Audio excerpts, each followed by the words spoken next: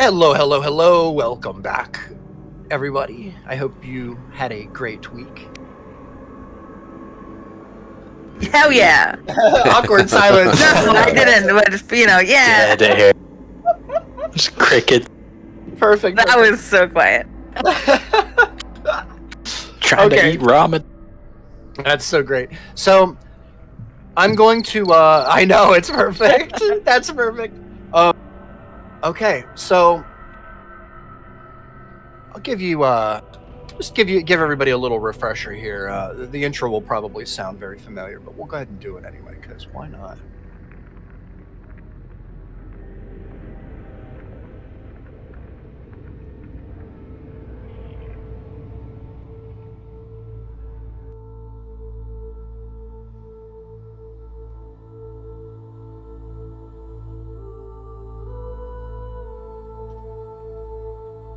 Our adventurers have had quite an experience. From trekking through the dense forests with a new comrade Brix, to meeting his boss, who offered them employment, to accepting a quest from a concerned stranger to find a lost wizard named Trebre. After breaking into the missing wizard's home and climbing down into a deep structure of caverns, Trebre was found injured and near death. Passing a journal to assist them, he directed the party into a series of challenges named the Trials of Athazar to retrieve a magical amulet that might save his life. Now nearing the end of the trials, our adventurers entered a grand chamber with a sarcophagus mounted upon a raised platform. This sarcophagus contained an oversized dwarven corpse with a mythical and mystical amulet around its neck. Attempting to grab the amulet first set off a trap of armored guards and then brought the angrily disturbed dwarf to life. Thought to potentially be Athazar himself, the might of the risen dwarf has proven to be substantial, as it mysteriously creates portals from which phantasmal creatures emerge. As the battle rages on, our heroes struggle to find a way to survive this deadly encounter, as Athazar turns into something a little bit different. And that's what we're going to begin this evening. It's transitioning. That's right. Thank you. Transitioning.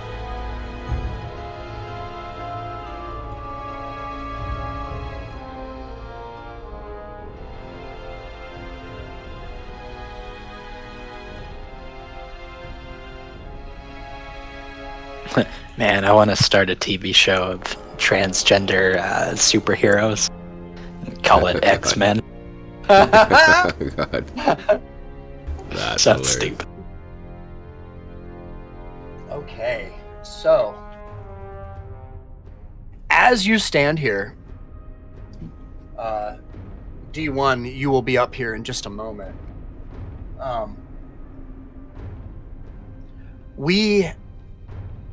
The light in the room kind of totally diminished after the torches were snuffed, kind of vigorously throughout the room, kind of in a kind of top priority fashion, leaving no light at all left in the room. And as this happens, you observe this dwarven form in front of you, this oversized dwarven form with this very elegant armor on him. You could see. Oh, there's one torch left, huh? Nice. There is, I Somebody think, pinged one. it. I was And glad. actually, is Rummy on the screen? I'm not seeing Rummy. Yeah, he's down here. Oh, he is there. Yeah, Okay, yes, yes. yeah. Yeah, perfect. Okay. He's just What's he stealth. doing down there? He's, a He's ninja. putting out the torches. he's a snuffing. I think so, yeah. He's just lamping. And so as you notice, as you stand here and the torches begin to diminish, you notice Athazar kind of, as the sound, as I described it before, it sounds like this sky, this air is tearing itself. As you see Athazar himself, kind of an aura pop out around him, kind of a golden kind of form spread with wings and a very kind of stout posture. You can see there's almost an exchange of shadow and light kind of in the middle here, like almost in the very center of kind of a spot that they meet. It's very odd to you. D1, you see it more than anyone else. You're standing the closest. As Athazar himself begins to almost raise off the ground just ever so slightly. D1, you are up, followed by Brandy on deck. Well, I don't know what else I can do, but punch him in the face. Yeah, punch him. Give him the old dick twist. Oh my god. The purple nerper. Purple nerpy. All right.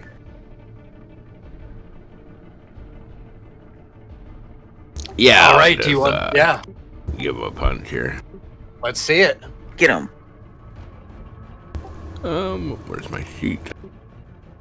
There it is.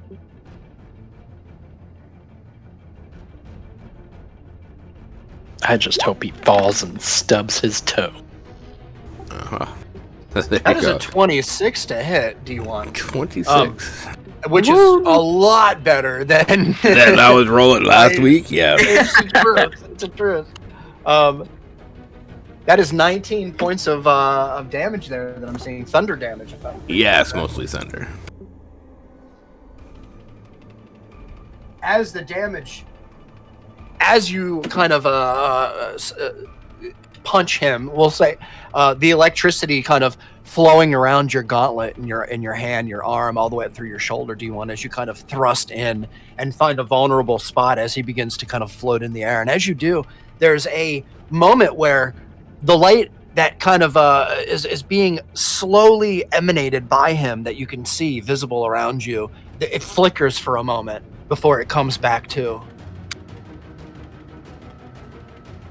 Nice. All right.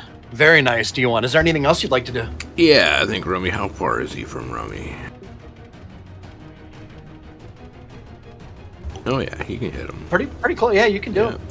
Okay, Just Rummy is gonna, right. from where he is going to shoot a blast at him. All right. Actually, no, he's not.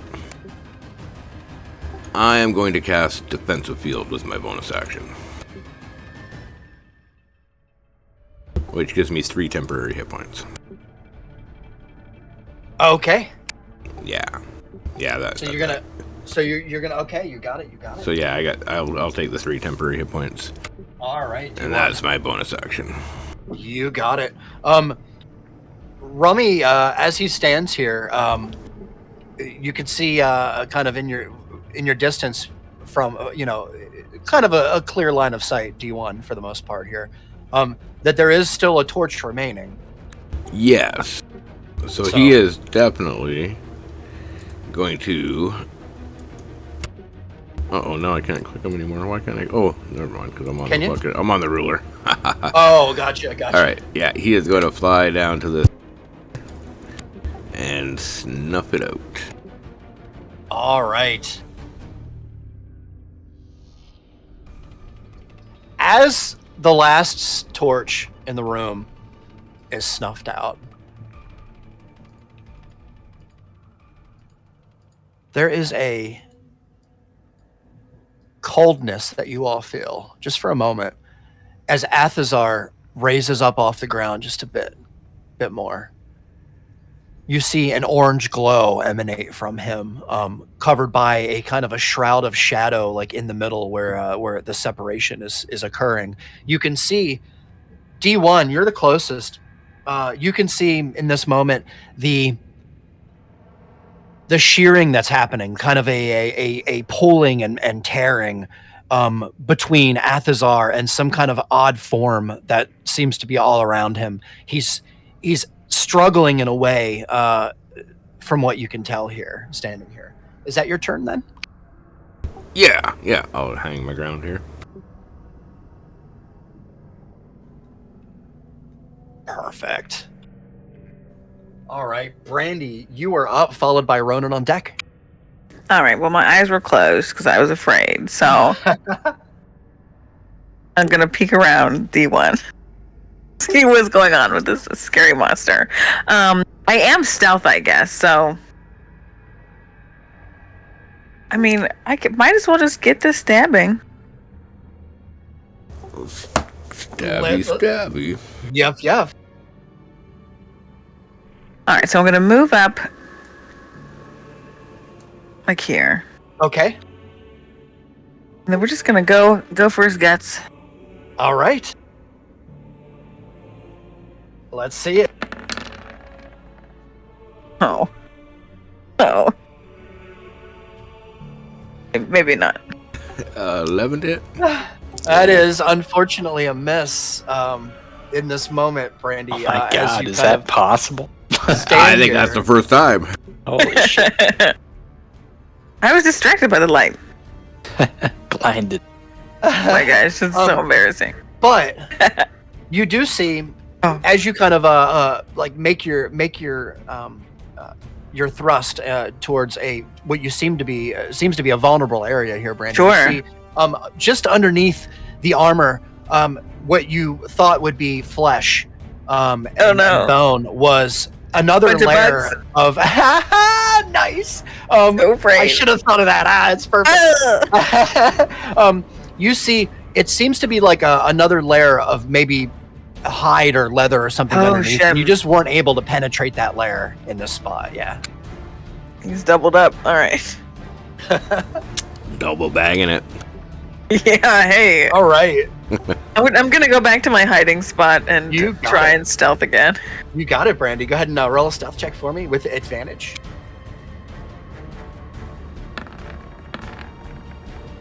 That is a success. Double Yeah, we're just 23. gonna leave the ninja mask on you. Fade back into the shadows. Easy enough. And D1, you kind of notice too, as Brandy kind of sneaks up beside you with just absolute quickness and makes her thrust. You can see that there's not any damage that occurs there as she kind of withdraws. And Ronan, you are up. All right, I'm gonna move 15 feet. Make some attacks. All right, Get him. that is an 11, Ronan. Unfortunately, not enough to hit Athazar as he kind of remains in his levitating state, just rising ever so slightly, maybe 4 inches off the ground at the moment. As you kind of thrust towards him, Ronan, with your first attack, you're just a little bit too wide. Yeah, second attack. Okay. That is a 14, Ronan, and unfortunately also misses as you kind of, on the recoil, slash upwards and catch mostly just the outer clothing, his like the cloth of his armor. And my polearm attack. Fuck An me. 11. Ronan, in this moment, Ronan, you remember that you feel an energy about you, because because you had 2 and you have 1 left from last session. Yeah. Which you can use at any time that you want to attack. I'm good. Okay, you got it. So, with that being said, Ronan, as you slash at Athazar, Athazar kind of begins to raise his left and right hands in the air, with his maul kind of clutched in his right hand. You can see there's a light that begins to happen around the room, a brightness from his point, central point onward. Let me see here. I think everybody. 30. Wow, just in reach. All right. Actually, I think Enola is almost done as well. Okay. I would like everybody to please roll a Constitution save from me. Oh no. All of us? All of you. Even And the even ones Enola. without hands? Oh shit. Fuck it. Okay, I gotcha. I give got me an 1 second. 11.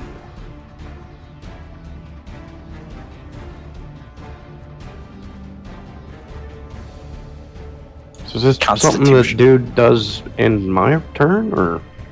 Yes. Okay. Oh no, this is Athazar's turn. Oh, I'm sorry. I'm sorry. I should have asked you if you wanted to move or anything like that, Ronan, at the end of your turn.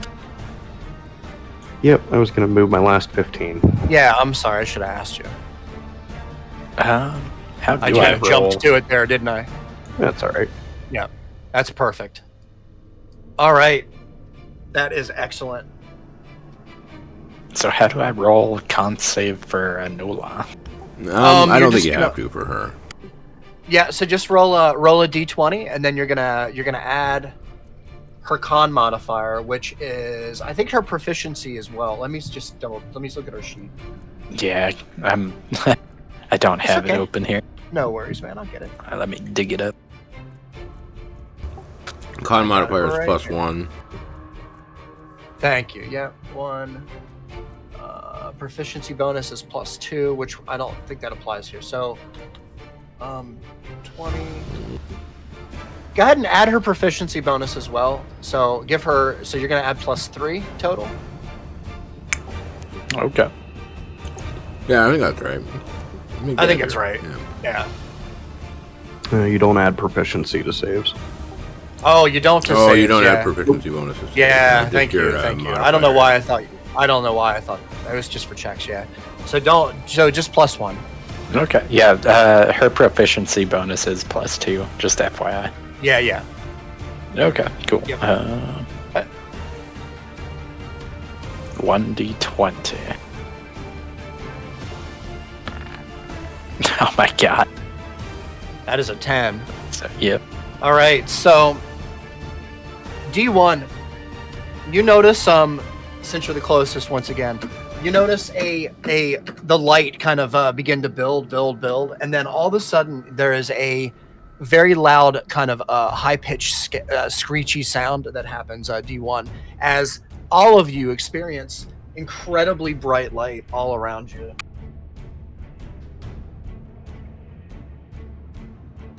Sorry, I'm grabbing my dice.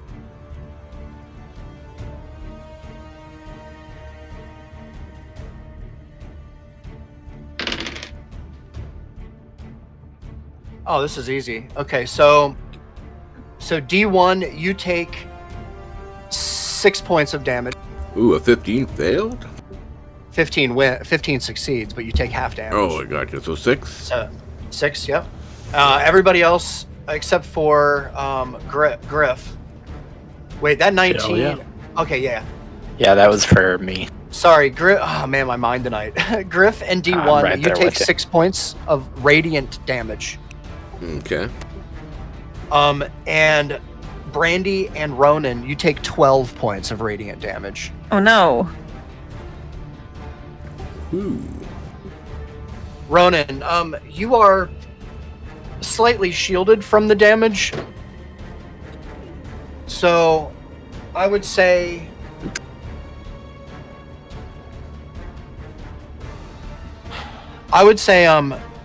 we're gonna have you take slightly less, so probably 9.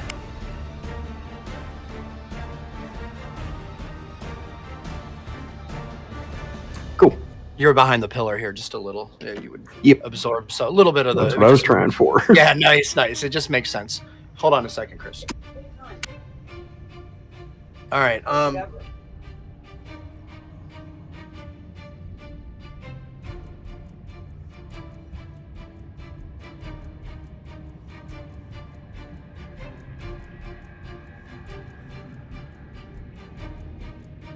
Okay. All right. The person closest is D1. D1, you are going to get a big old smack here. Uh-oh. That sounded chunky. That's my big critical roll dice. That's a 17 to hit. No, 17 misses. So he's too high in this moment. With all of the kind of the light, the radiation kind of going around the room and flashing around the room. You see it. Everything kind of goes back to black again, to darkness, except for the orange aura that seems to be radiating from Athazar himself. I'm now going to make a save, just so everybody knows what's going on here. Athazar is going to make a save. As you notice him beginning to kind of struggle a little bit as the tearing and ripping seems to be more pronounced. D1 behind him, and that is a success as Athazar kind of regains his composure and kind of stands up a little bit more straight in his kind of 6-inch levitation, distance off the ground here, as he kind of begins to look at you, D1, with this kind of golden aura around his self, and with kind of this look of daggers in your direction, with his expression kind of changing to more of a look of anger. Okay. And that is my turn for now. Griff, you are up, followed by D1 on deck. Okie dokie. Where the hell's my echo? Yep, I'm just gonna move my echo up and start slashing. So, what, 5, 10, 15, 20? Yeah, I'll move right behind him and you got start slashing away. All right, Griff. Cool. Are you moving directly behind him, or are you kind of off to the side? I am kind of off to the side. I mean, I guess I can move directly behind him. It's up to you. If you do, you get a +2 to your attack. Yeah, that's what I'm thinking. Yep. Blank this fucker. Yeah, that is my 30. Nice. Okay. First nub. Yeah, go ahead and roll to hit. Boom. Oh shit. Oh, Natty 1. that looks insane. cocked to me. It does look pretty freaking cocked. Yeah, you go to hit. You go to slash out with your echo, Griff. Unfortunately, as you do this, your echo kind of misses the mark. We're not gonna make you resummon him because of this. Oh fuck. We did before, but we're not gonna do it right now. I mean, either way. I think he still does have a bonus action this turn either way. But. He does. Yeah, I mean, I can literally just summon him right in the same I place. know. So go ahead and so your first one is a Second miss. nub. That is a There we go. success. That is absolutely a hit. With your +2, even with your added attack and everything. For 13 slashing damage from behind there, Griff. Noise. And I guess I'll do my third nub as well. All right. What is that? A 10? Fuck. So that's actually a 12. And a 12 misses, unfortunately. As he's kind of in an awkward spot, kind of above you, Griff. Kind of not above you, but you can see he's kind of lifted up off the ground, and so it's a little bit awkward, especially with the light that in here that's happening, and the radiance. It's kind of fluming off of him, we'll say. Hell yeah. All right. Is there anything else, Griff? Yeah, let me see. I am going to actually pop my my action surge here. Okay. So that pretty much just gives me another attack. Another 2. Another 2? Okay, damn. Yeah. Yeah, I'll link it in case you need. Yeah. So it gives you both your attack and your extra attack, but not your offhand. Yeah, not the bonus. Okay, Yeah. Cool. So first nub going out again. There we Nice. go. All right. That is absolutely a hit, Griff, for 8 points of slashing damage. Hell yeah. I'll take it. As you kind of find some vulnerable spots behind him as he kind of is lifted above you. You can see just behind the shin protection, the armor around his legs here. I should know these things. You can see there's some bands and some straps that are exposed behind and revealing some of the leg that you managed to hit. Oh yeah, slashing the cab. So quick question: what does flanking really do for me? It adds attack bonus to you as long as somebody is on the other side. It really depends on attention too, but it really doesn't really. Like it's just flanking. So as long as you're perpendicular to another player or I think creature. I don't know if it has to be an ally or not. Yeah, it does have to be an ally, or it has to be somebody Does it? hostile to who you're attacking. Is what it Okay, has there to be. you As go. long as they're hostile to the one that you're attacking, you're distracting them, and it just adds a +2 to your attack roll. Okay, so there's that's the That's our- yeah. got it. Flanking is good. Flanking is good. Yeah, flanking Yeah, is a I'll nice take it, little man. bonus. Yep, for sure. Yeah, +2 to hit. Last nub going out. So that's Ooh, at 25. 27. Oh. That is a 20. That is absolutely a hit for 11 more slashing damage, Griff. As you notice writing it down. Sorry, I'm writing it down here, away from my mic. As you notice, like, it doesn't seem to be bleeding. This Athazar doesn't seem to be. There doesn't seem to be any blood. Just damaged flesh, from what you can tell. Although it does seem like you are damaging him. It makes Sweet. sense that he's not bleeding. He was dead. There you go. Just a little don't flavor trust for it. you. Just a little flavor. All right. Flavor. Flavor. All right. Yeah, that'll pretty much end my turn. I You got it, believe. Griff. Yeah, You're gonna- that'll end my turn. Okay. Very good. And with that, he raises Athazar, and I can do this because fun times. Let me see here. Frostpoint. I need D1 as Athazar stands here in front of you, taking the damage from behind as Griff kind of slashes at his feet.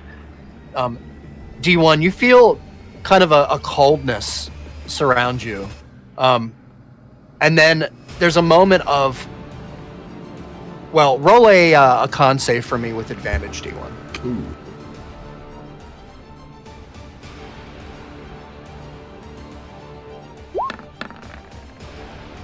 Oh, God, even with advantage. Even with advantage. Motherfucker. There's a moment, D1, where the air in here turns cold around you. Before you notice, 8 points of frost damage. Ouch. You are stuck to the ground at the moment, D1. Which means you are in. Damn it! I don't have the condition written down here, which I'm an idiot for.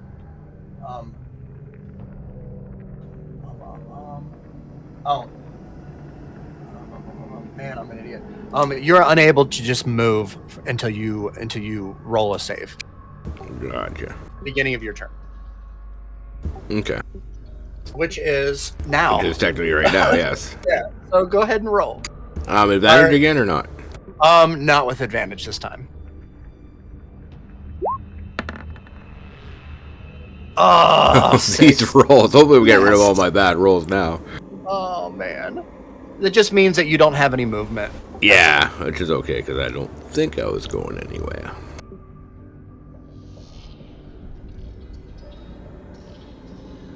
But alright, I will,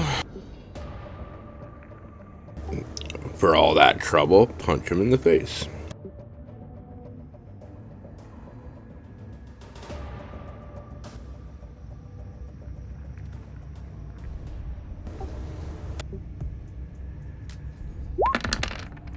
What do we get? There we go. Now we're talking. I got rid of all my bad rolls on the Constitution saves. Oh, did I Holy did I shit, crit yeah, Reeves nice. out of Discord again? Ah, fuck, is he? I don't know. Sorry, Christine just walked in. I gotcha. I'm scared I crit you out of Discord again. It's happening again. It was. Hey, you're not restrained, are you? You said No. just frozen in place. No, Yeah. he's not restrained. It just, Okay. that was like the first thing I looked at here. And I am sorry that I don't have that written down.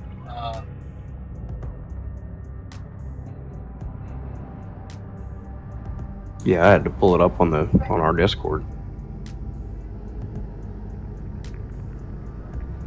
Yep, he is not restrained. It's It's not as bad as restrained, thankfully. Yeah. But good call though. Good call, Bat. All right, I'm sorry, D1. I'm stealing your thunder here, man. So you get a natural 20 with your thunder gauntlet. Yes. Or As you rear back and you see the predicament that you're in, D1, with your companions around you and this kind of odd corpse creature floating above you, like radiating light. It's very odd to you. You pull back your arm and you thrust it forward with absolute power, D1, as the crackling electricity from the thunder gauntlet move up and down Athazar, and you see him react. This is a whole lot of damage here. it's 35, I calculated. 35. Wow, man. Thunder. And you notice, D1, this absolutely affects Athazar in such a way that you see him begin to twist and turn and twitch in very odd, awkward ways. This this angel form behind him that's kind of lit up and doesn't seem to even be aware of your presence standing there, begins to pull even more as you see this tearing kind of happening between Athazar and this kind of aura around him. This shadow kind of forming in between at the seam as it kind of tears and rips apart. And you hear the sound of air, like it sounds like the air itself is tearing, D1. And as this happens, there is a pulse of golden light that kind of flows out through the room as it kind of dims just a little bit. And let me go ahead, oh crap. Let me go ahead and reflect that on Athazar's token for you.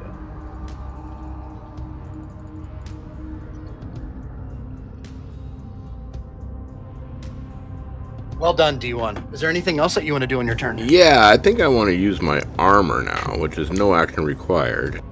Okay. And I'm going to try to flash them and blind them by lighting my armor up super yes. bright. Yeah. Yes. All right, perfect. So go ahead and, I think it's a concept. Let me see what I have written. Yeah. For it. I have 3 places, so plate, grants 30 feet of dark vision. Twice per long rest, it can blind opponents, giving them disadvantage, no action needed. It doesn't say... Yep, no action needed, which means you don't need to use any of your stuff to do this. This is just a thing that you can do. So, yeah, man, okay. There's no con save? I don't have it written down here. I don't think it was on the card, whether or not it does on the card that you gave me. It probably should have been... Yeah. What does my telescope say? But it doesn't matter because I failed it anyway. Oh, nice. I need to make sure. Yeah, I have it on Alex's card. I need to make sure that I add it on yours. I think I have it on his card. Do you remember? It's probably a 14. Yeah, that makes sense. The save is probably a 14, but we'll... Yeah, because the save is a 14 for my telescope. Okay, nice. Yeah. So for now, we'll just say he fails it. He rolled really horribly anyway. So Athazar is now blind. Nice. Then I'm going to use my bonus action to cast Arcane Shield yet again for get my 3 temporary hit points back. Okay. And then Rummy is going to fly up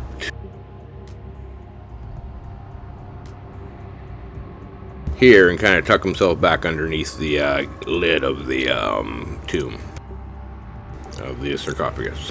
Oh, you got it. We're gonna go ahead and just put a little ninja mask on him. Yeah, we can put that back on him. Yeah, so he's just gonna hide out back under there again. Perfect. And Athazar is absolutely not even aware of his... I mean, he's more focused on you now than anything else, especially after that giant hit. Nice. All right. Yeah, and that'll end my turn there. Okay, you got a D1. Grab this. Brandy, you are up, followed by Ronan on deck. Athazar is currently blinded, Brandy. Yeah. Which means that he can't use... or he automatically fails any ability check that requires sight. Sure. And his attack rolls against a creature have advantage, and the creature's attack rolls have disadvantage. Sure. Well, let me stab this little stinker. Yeah, so you have advantage. So go ahead and roll to hit. Wow. There we go. She's double rolling a lot tonight. Double roll. How funny. Insane amounts of damage here. 24. Yeah. 25? 24. 24. Yeah. Okay, 24. And that is. All right. This is fantastic, you guys. Brandy, as you pierce in to the joint, kind of like right below the knee or above the knee, we'll say, you begin to poke and pierce through, and you see kind of a little blue glimmer about your rapier as you kind of pierce through, as it kind of breaks the surface. Kind of symbolizing to you that your rapier is absolutely something special. You know, this one that you got a while ago. Just kind of giving you a little magical item, which Sato and I had a really good conversation about last week. Oh yeah. I'm trying to make it sure that you. So yeah. So as this happens, you see Athazar, kind of from the tip of his toe, his left toe, Brandy, all the way up to about his knee, begins to kind of rot in an accelerated manner. The bones begins to kind of move a little bit, and you can see some of the armor on the lower part of his leg begins to slide off and down onto the boot a bit. Okay. Creepy. All right. Is there anything else you'd like to do on your turn? I'm just gonna move back here and stealth it up. Okay. Go ahead and roll a stealth check for me with advantage. Nice. And that is a success with your permanent ninja mask. Okay.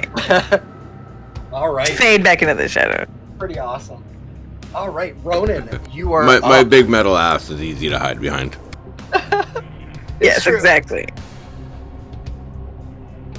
Is that zombie thing to the left of me still alive?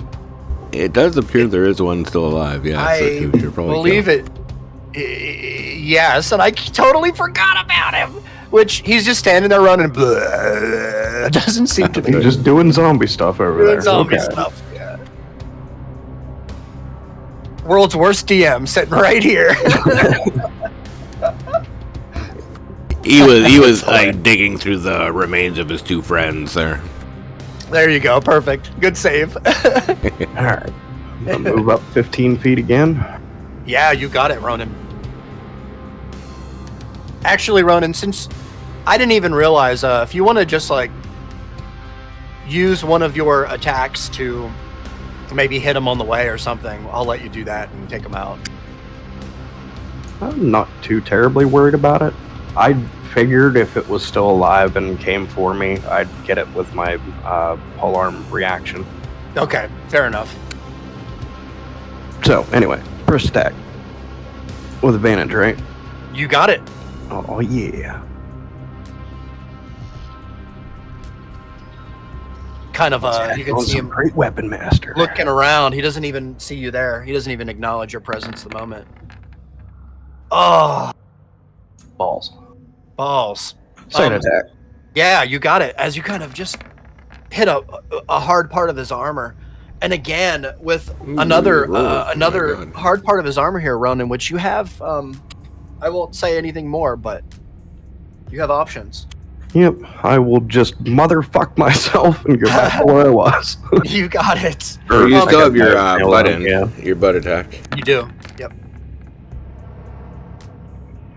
That's a 14. That'd be a 13. Is it? It is a 13. My math tonight, guys. A 13 misses as well, unfortunately. So you just keep hitting.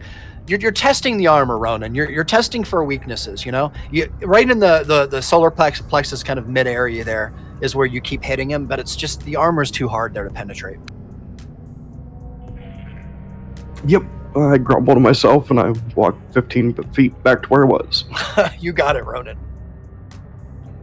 All right. Perfect.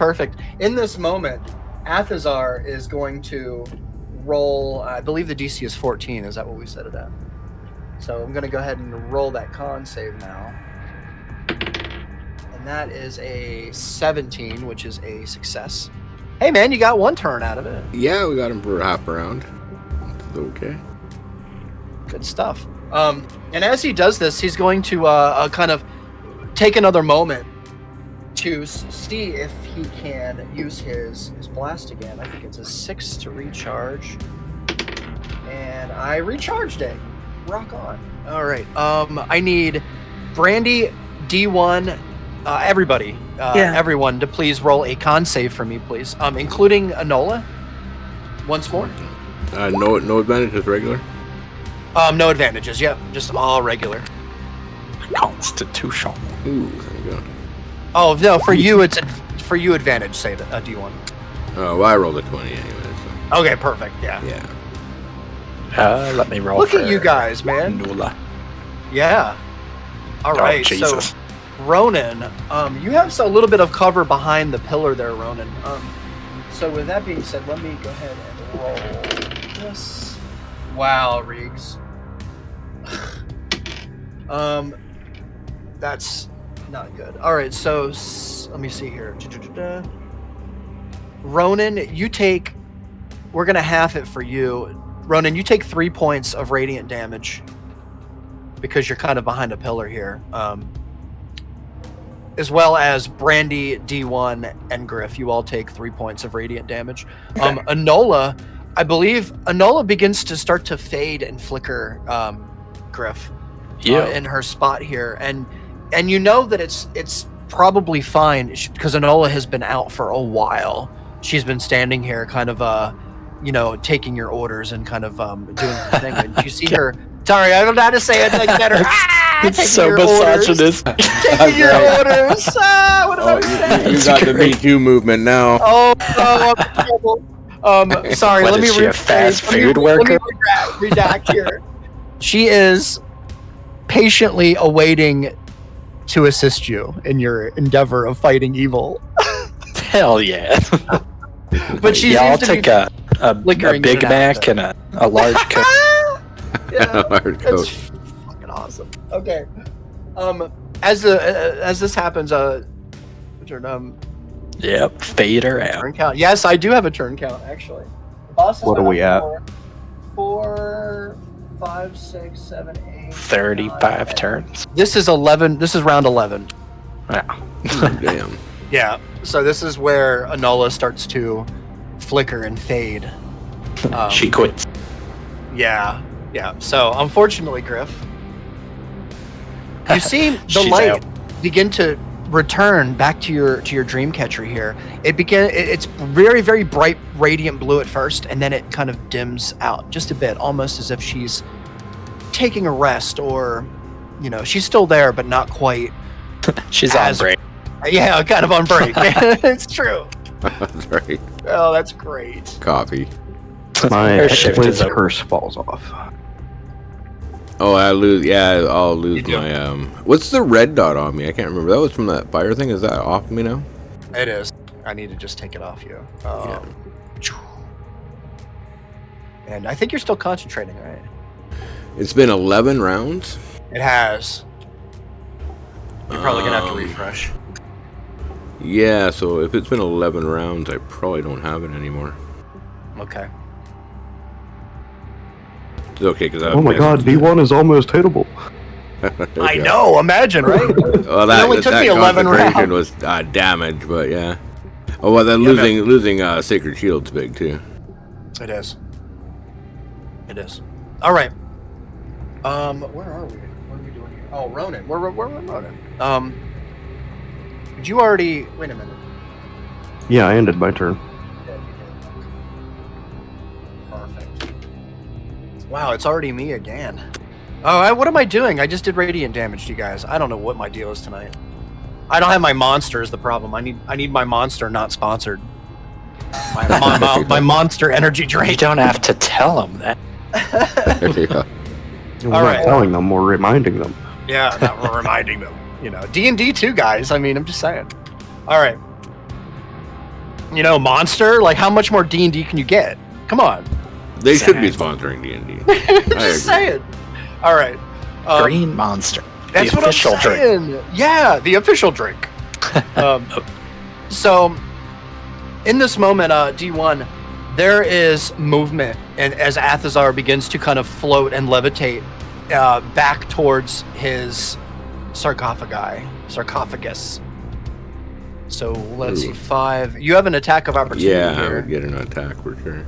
So let me move him first. 5, 10, 15. What am I doing? I can just do this. 5, 10.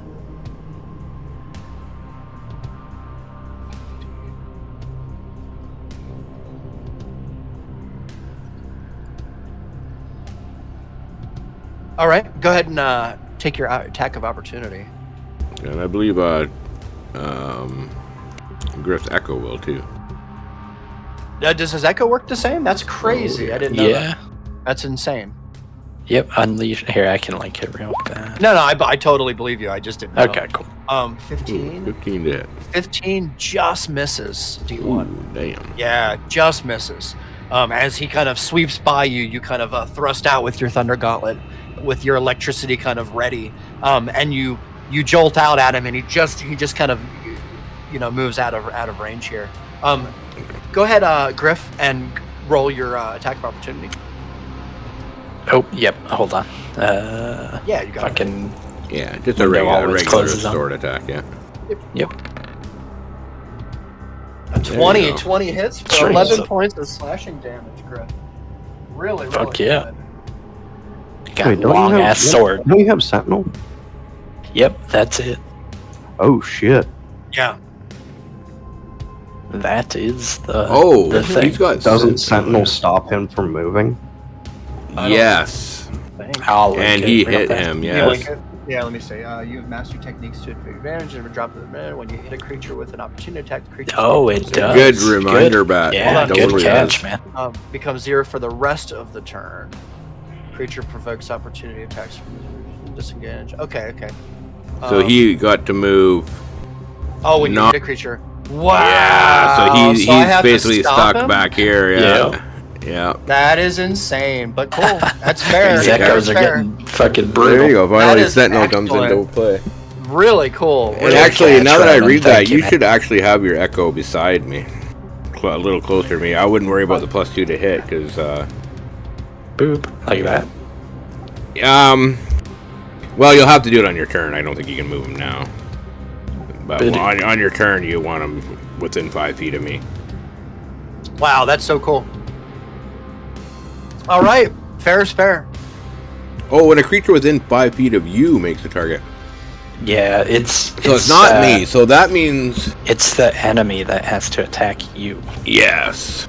Yeah. So Okay, with he that- didn't actually do a swing attack on me yet, I don't think. But we got to keep that in mind. If he does try to swing at me, you get a pre-attack.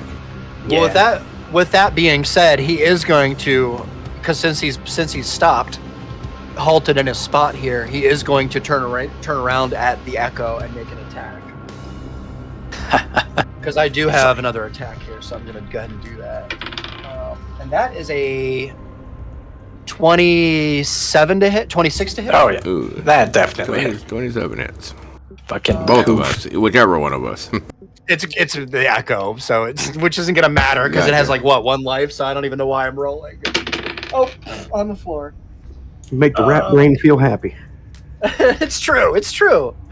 That is 16 points of bludgeoning damage on the Echo. Which definitely wipes him out. Oh It's yeah. a sickening. It's true. That's fantastic, man. Well, another thing, did I hit him last time? I did. He actually takes more damage, sorry, before we get past this turn.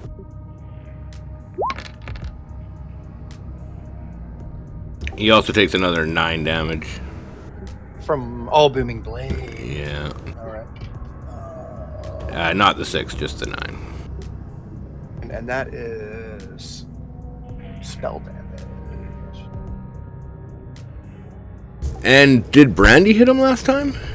Oh, he can only have 1 booming blade on him at a time. You can't stack it. So Yeah. All right, guys. Damn, I can't even like this. You guys are so strong. I love it. All right, perfect. With that, I am going to just roll my recharge here, but I don't think there's anything I can do until next turn on him. Next turn is going to be a monster. Yeah, if you guys are ready. Don't forget about your little ghoulie guy over there. Thank you, for sure. I failed my reroll, or I mean my recharge, so that sucks. But I'm going to go ahead and... yeah, thank you. You know what? And for the sake of it, we're just going to say that he is kind of, for the lack of a better way of saying it, like handicapped. He doesn't seem to be moving very well, Ronan. He seems almost kind of crippled in a way. Like this goal that was raised is just not like the other goals. He wasn't raised well. Wasn't raised well. So we'll say as he begins to come in your direction, Ronan. Yep, I'll make my opportunity attack against him. Okay. That is a hit, and that is enough for this particular minion. Woo. Well done. All right, perfect. That concludes Athazar's turn. Griff, you are up, followed by D1 on deck. If you guys want to take a quick break before... Sure. Or we can wait. It's up to you. I quit. Yeah, we can take 5. Yeah, you guys good with that? Let's just take... And then we'll come back to Griff on your turn, Griff. Hell yeah. Awesome. All right, guys. Yeah, sounds good.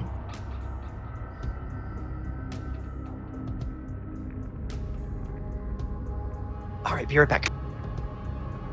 Yep, same. Yeah, I'll be back to you.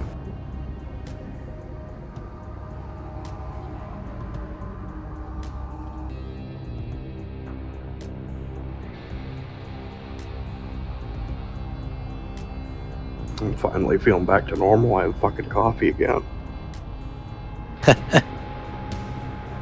Dude, I wish I could drink coffee, but like I used to. But yeah, every time I try, it just gives me like a horrible headache. It's kind of like the opposite of what happens to me. If I don't have caffeine, I get a fucking headache. Yeah, man. That's Yeah, why I'm sitting here with my monster, because I need it. Well, that's it. Like, I pretty much exclusively drink coffee and Monster.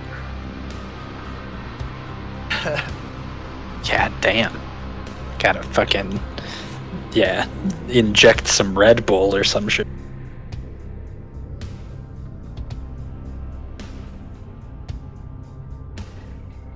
Oh, shit's about to get so real, and I love it. Have you guys heard of the powderized caffeine? Like caffeine powder? No. I've Thought it. heard of it, I've seen it, but I've never been inclined to use it. Yeah, apparently it's big amongst like gym rats and bodybuilder people. Yeah, I just throw it into their protein shake, bro. Exactly. But unfortunately, it's like you can like overdose on it really easily, and it's like terrible for your heart. Well, it makes sense. You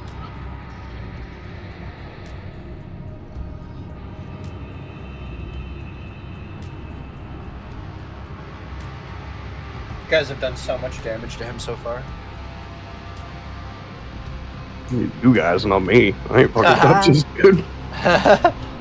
No, man, you were cleaning up undead though, and stuff. You guys were rocking it. Oh yeah, I You feel like I've inflict, been useful. I'm just not hitting this boss. You're inflicting emotional damage. Emotional damage. Yes. I have no idea where that meme is from, but God, is it funny. That was a YouTube guy. I want to say Steven Yen. I'm not entirely certain on that though. Huh.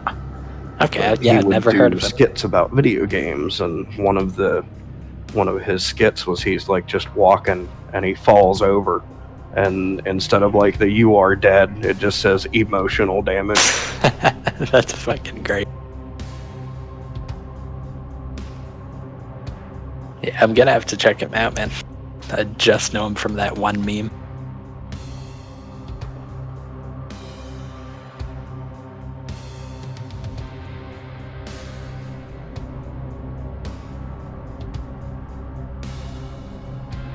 Is everybody back?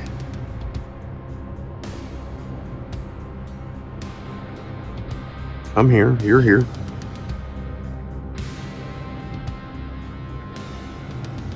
Here, this'll bring people back. They'll hear it and come running. Oh my god. I didn't hear You, nothing, so I'm going to assume it's one of those Discord things. You turned your soundboard off? Yes, Oh. I do. Peaches, peaches. No. Peaches, peaches, peaches. Is it You Jack heard- Black singing it? Yeah, man. Nice. You've heard that, right? From Mario? Yeah. Fucking gets stuck in my head, man. You gotta turn your soundboard back on, man. At least for our group. It's like half of my fucking jokes are through there.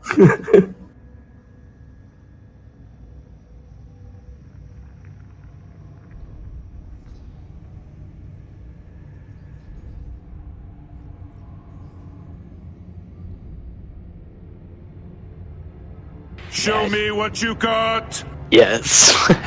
Hey, I'm back. You see the two new I added, Sato? Oh, did you? Oh, riggedy reactor chorus. Fuck yeah. That's classic. Cocaine's a hell of a drug. Nice. God damn it. That makes me laugh Digging harder this than it boss should. music, by the way, Riggs. What's that? I'm digging this boss music, by the way. Oh, thanks, man. Thanks, man. I'm trying to give you guys a nice little variety here. Yeah, it could maybe go up a hair. I don't know if it's okay here. for you guys, but it's a little quiet for me. There, And I how's got that? mine. That's a little better, yeah. Yeah, Oh, it's that's good. great. Nice. It blends in so well, man. Like I didn't even notice Nice. it till Beth said something. Oh, that's good. That's good, man. That's the whole point, man. It's all about the mood and stuff, right? And the Atmosphere. ambiance. Yep.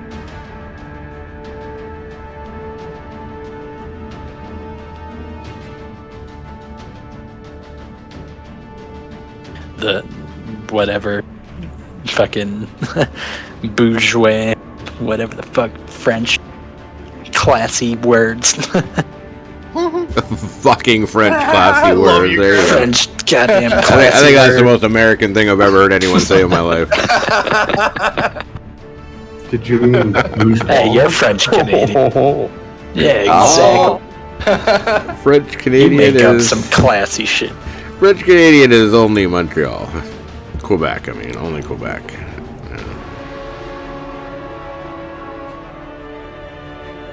I am far away from Quebec. Although, I will say that Quebec probably is the best part of Canada, to be honest.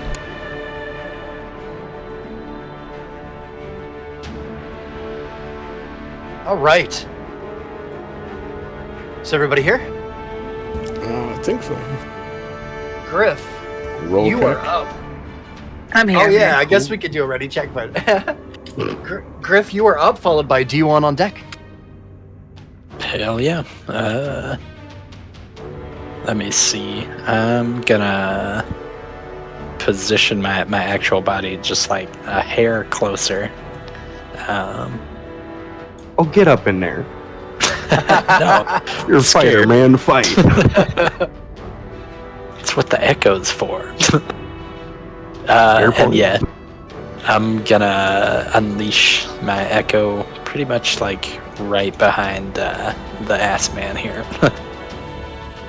All right, you got it. Yeah. And as you see, as just as there was absolutely nothing standing there a moment ago, Griff, your echo just kind of pops into existence. Fuck yeah. Yeah. Yeah, and I'm pretty much just gonna start swinging as I Okay. You got it. do. Swing away. Let's see what you got, Griff. Show me what you got. 23 definitely hits for 8 slashing damage. I have to ask you, Sato, you're probably going to know this because you just know stuff like this, and this is just a credit to all of your knowledge of D&D. So, tell me, if Griff has magic items equipped, does his echo also? Yes. Yes. Okay. His echo literally OP. it echoes exactly what he would be doing himself. Okay, perfect. That's all I needed to know. Yeah. So 8 points of slashing damage. Wow, very nice. It is a reflection of me. Wow, it is in every way, isn't it? Like in every way, like your echo. You know, yeah, it's an echo. It's cool actually. It's cool that it works that way because I wasn't sure if like, you know, if all that stuff carried over, but it's cool that it does. Oh yeah, right. He's got everything. He's got my big ass Johnson. He's got it all. I love you, Griff. I love you, man. That's right. It was great. I mean, you can tag team by yourself technically. Oh god, as if I can't get gear.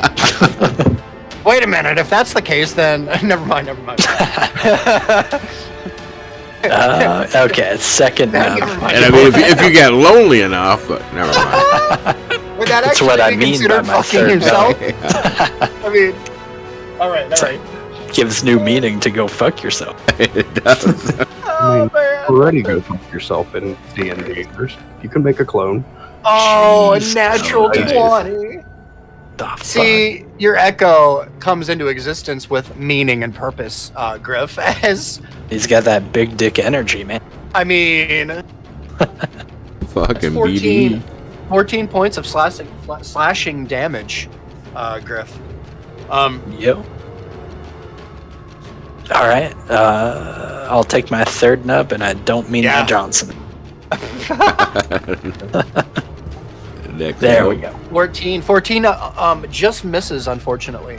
But it doesn't matter, Griff, because you see the kind of the onslaught like unleashed by your echo here as he kind of slashes and swipes away at the bottom half here of this undead creature standing in front of you, and you can see here as he slashes and swipes from like the knee up to about his hip on his left leg, Griff. It's probably hard for you to see, but Seda or D1, you could probably notice it as well as you, Brandy. Becomes more rotted and loose than what you noticed before. Rotted.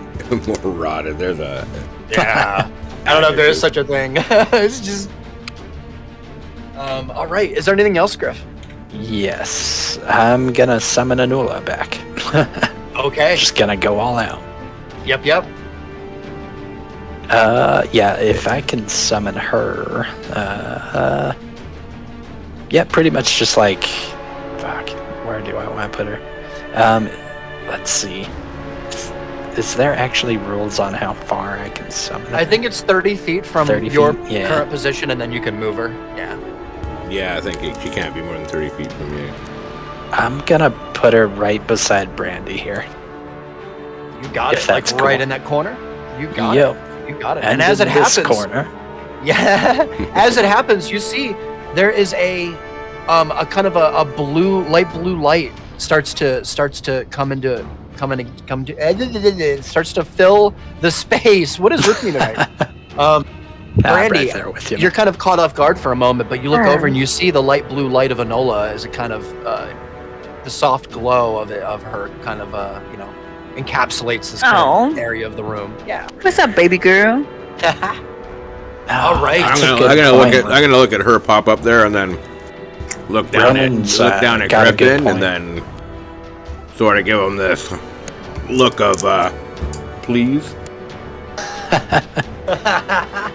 Yeah. Oh, then raise a metal eyebrow like the Rock. Goddamn. The tin rock. The fucking Right. tin ore.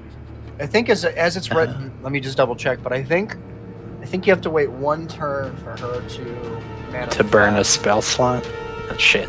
Or when you summon her, I think you have to wait. That's exactly what I was checking. It doesn't say anything. No, it doesn't. I don't think I wrote that on there. Did I mean, I don't mind if you wanna, if that's how you wanna play it. That works. I think he's been summoning her and casting spells in the past. He has, yeah. Yeah, So I have. we're not going to do that to you. That's mean.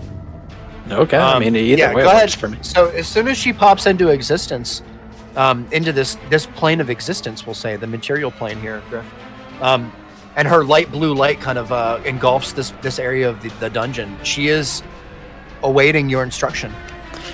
Yeah, if she can step over this dead zombie. Yeah. And Yeah, you have control over her. You should. Is shield Yeah, of I face got a you, touch dude. or is it distance? I'm gonna do the touch one, the good touch. Let's Well- double check. For Just Shield a heads up, Face. if shield only has one spell to cast, shield of faith is more useful than a heal. Let me. Really, the +2 AC is what you yeah. want? Yeah, Okay, more than a sure. heal, I think so. Because I mean, Cure Wounds is 1d8, True. and you've got. I guess you don't have your shields anymore. Shit. Oh, you're talking about. Okay, yeah. Shield of Faith will give somebody +2 to their AC. Yeah. So I mean, you can +2 either heal AC is or you not can too bad. up but defense. It's really. I was gonna heal you. Yeah. Oh, Do yeah, whatever I you mean, actually, a heal would be probably useful as Yeah. well. Because I can always burn another slot next round. True. Or maybe the shield this time and the heal next round might be the smart move. Yeah. You Order guys of are operations. It's your action Not to choose. Yeah. No. You get to choose jumps. Fuck it. She's gonna touch D1. Ooh. Ooh. Ooh. And cast Cure Wounds. Cure brown wounds? chicken, Alright. brown cow. You got it. Oh God. Does he roll the 1d8 or do I? No, you do. You You do. do. Yep. 1d8 Okay, plus, I cool. believe, 2 is her modifier. So that's 5. That's 7. 7, nice. Yeah. Yeah. So 7 definitely points helps. of hit points back. There you Um, go. That's 1 spell slot gone, Griff, leaving you 3 left for her. Fuck yeah. Put me Let back me- to 32. Yeah, 1 more slot for Anula. For So spells. every time that you summon her, she gets spell slots. So Oh, she shit. has she should start with 4, right? You should. Yeah. Okay, so you just use 1, so Okay, she has so 3 3. left. Yep. Thank you, man. Thank you. Yeah, you got it, man. That's good to know. I'll She actually also- keep that in mind. Yeah, man, That and she her- burns them at each time. So well, each time that she's active, yeah. So Yeah, okay, so cool. her cantrips, however, and you know this, her cantrips are just whenever she wants. right. They don't They're not require- a spell slot. Exactly. Yeah. All right. So her modifier is Wisdom, I guess? yes. Okay, cool. Yep. Wisdom modifier. And just trying to see here. You'll get some stuff here coming up too. I've been putting it off a little because I told you you're good, before man. that I was going to give you like a better card and stuff. And I think we changed it on your actual card because Sato rocks. Yeah, he But- definitely did. Yeah. Later on, we're gonna add some stuff to her. The only reason I haven't yet is because you guys are so strong right now, and I'm kind of giving it a little bit of time. No worries, man. But it's okay. It's okay. Yeah. So sorry, I totally interrupted your turn there. Is there Oh anything no! else you wanted to The do? last thing I'm gonna do is just move her last 10 feet back to Yeah. behind Brandy. You got it. Gotta hide Easily. behind the strong ones. Very nice. So that'll do it. D1. You. Oh, okay. Okay. I was sorry. Okay. Perfect. Is there anything else? Nope, that's it. Sorry. No worries. All right. D1. You're up, followed by Brandy on deck. Okay, so I'm going to move up 1 spot to there. And go for a punch. All right, let's see it. You notice too, as you stand here, the kind of a fighting, a battle that's happening, D1, between this thing that's standing in front of you, maybe Athazar as you know him, and this kind of corporeal, non-corporeal kind of astral kind of light form behind him that's kind of like almost trying to get away from him in a way, like ripping at the seam kind of in the middle here, with Athazar on one side and this kind of astral celestial being on the other side, if that makes any sense to you. You can Yeah. see it as it's happening, and as the terror little by little is actually happening, you can hear the air around you kind of tearing, with shadow kind of protruding from what would be a wound. Interesting. Sorry. Yeah, no, cool. Breaking I wind. will. That's right. I had to. Nice. Alright, we're just gonna do a punch in the face. Mm-hmm. 12. That is That's a actually 14, but that probably still misses. 14 unfortunately misses. Yeah. Okay, and then I'm going to use my bonus action to do my last of 3 defensive fields for another 3 temporary hit points. You got it, D1. As you kind of feel just a bit invigorated in the moment here, as you continue to observe this kind of struggle that seems to be happening in front of you here. Athazar, or whatever this is, doesn't seem to have your full attention. Interesting. Yeah. Okay, I think that ends my turn because I'm going to hold my ground here again. Yeah, you got it, D1. All right. Brandy, you are up, followed by Ronan on deck. Okay, let's stab him some more. Yeah, you got it. As Brandy kind of sneaks quietly up to D1's side. Yes, I'll just move up here. And let's see. Oh, that was almost a nat 20. Did you see that? It's rolled off. 22 still. Yeah, it's still 22. That is a whole lot of damage, Brandy. As 26. you begin to find another spot with a distracted Athazar in front of you here, Yeah. kind of at the belt line, you find a nice spot that you could slip the rapier right in and twist as you begin to kind of push in deeper, and you see this kind of really faint light blue glow emanate from your rapier, Brandy, in the darkness here. That seems to only be lit up by Athazar himself.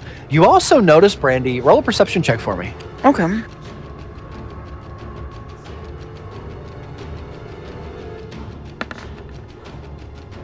Nice. 25. Brandy, Damn. you notice I a know light- stuff. Yeah, it's true. There is a light blue glow coming from D1's pocket, his pouch, Ooh. hung to his left side. It's very faint, but it's just enough. In the moment, after seeing your rapier kind of glow a little, you can see there's something absolutely that he has in a pouch, hung to his left, on his left side there, that is absolutely giving off a light blue glow as you kind of continue with your stab and your push into Athazar here. All right. Well, I mean, I feel like I would point that out to D1, like, hey, your pants are, I mean, your pouch. You're You got You're something in your glowing pouch this that's, evening. that's excited to see me. It's Hell blue, yeah. though. I don't really know what that means. Is that I think a it light has in something your to do pocket? That's fantastic. All right. All right, Brandy, I'll- there I'll is step back. a noticeable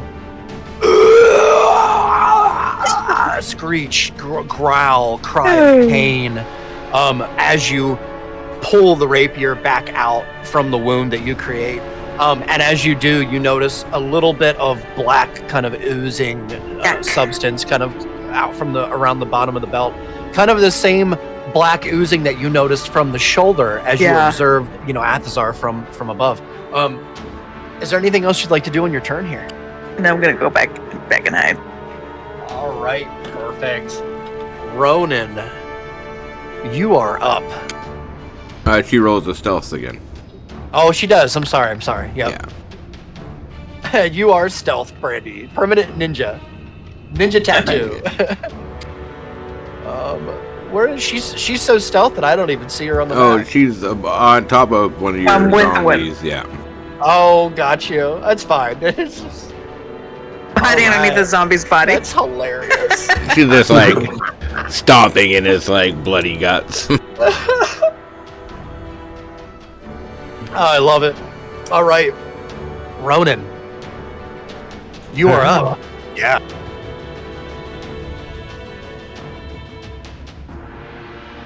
Move up 10 feet. And do Okay. some attacks. All right, Ronan. That is a 24. As your glaive finds its mark perfectly, Ronan, with an upward slash, like right through the midsection where the belt would be. and you see there's a little bit of black residue on the very end of your glaive. I grin and think to myself, about fucking time. And second attack. Yeah. Oh, a 16. A 16 just hits Ronan. Ooh. As you kind of you hit this creature here in the abdomen area, and as you kind of with the counter, the momentum of the glaive as it spins back around to make your second hit, as you kind of damage the armor right above the belt, and you can see there's like a flap there now that is exposing like flesh kind of up underneath, and you manage to just nick that flesh just a bit, dealing 4 damage. All right, I'm gonna spin the glaive around and try and get him with the other end. All right.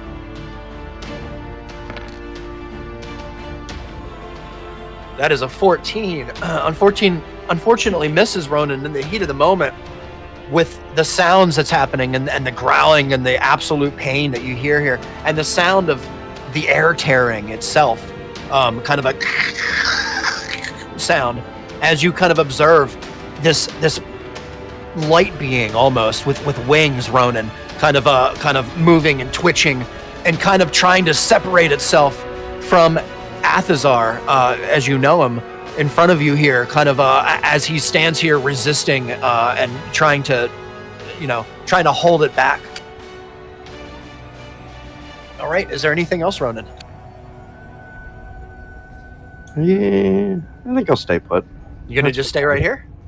Yep. All right.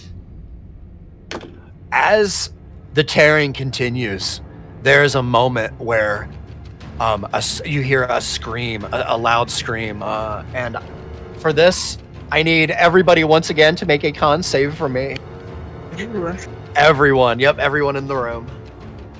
Including, actually, Enola does not count, so Enola does not make a con save for this. You sure? Okay. Yep. She's a beast.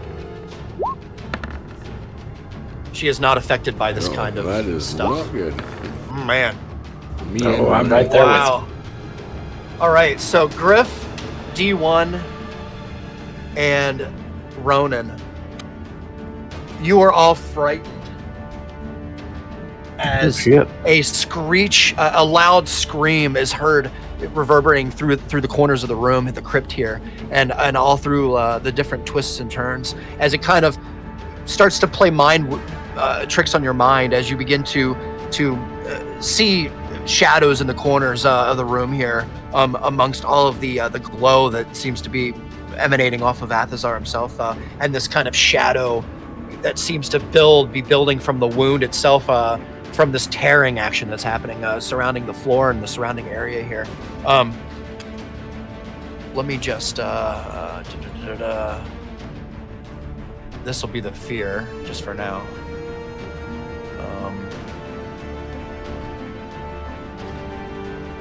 Perfect. Okay, so just so everybody knows how fear works. Oh, I know how it works. So you can't take a step closer to the target. You have disadvantage on attacks, and I don't know if attacks against you have advantage. I don't remember. Yeah. The fear ends on the beginning of your next turn. So, which isn't too detrimental, but this is actually really good for me. So, in the moment here, as this happens, Athazar, after this amazing scream that seems to reverberate off the corners of the room here, Brandy, you're the only one that seems to resist as you put your hands over your ears and as you begin to hear it, Brandy, and you tighten and tighten until the scream ends. But Brandy, one thing that you do notice. Let me just make sure that I roll for this, because I wrote that on the note here, which I shouldn't have, but I need to follow my own rules, right? So we're going to do that.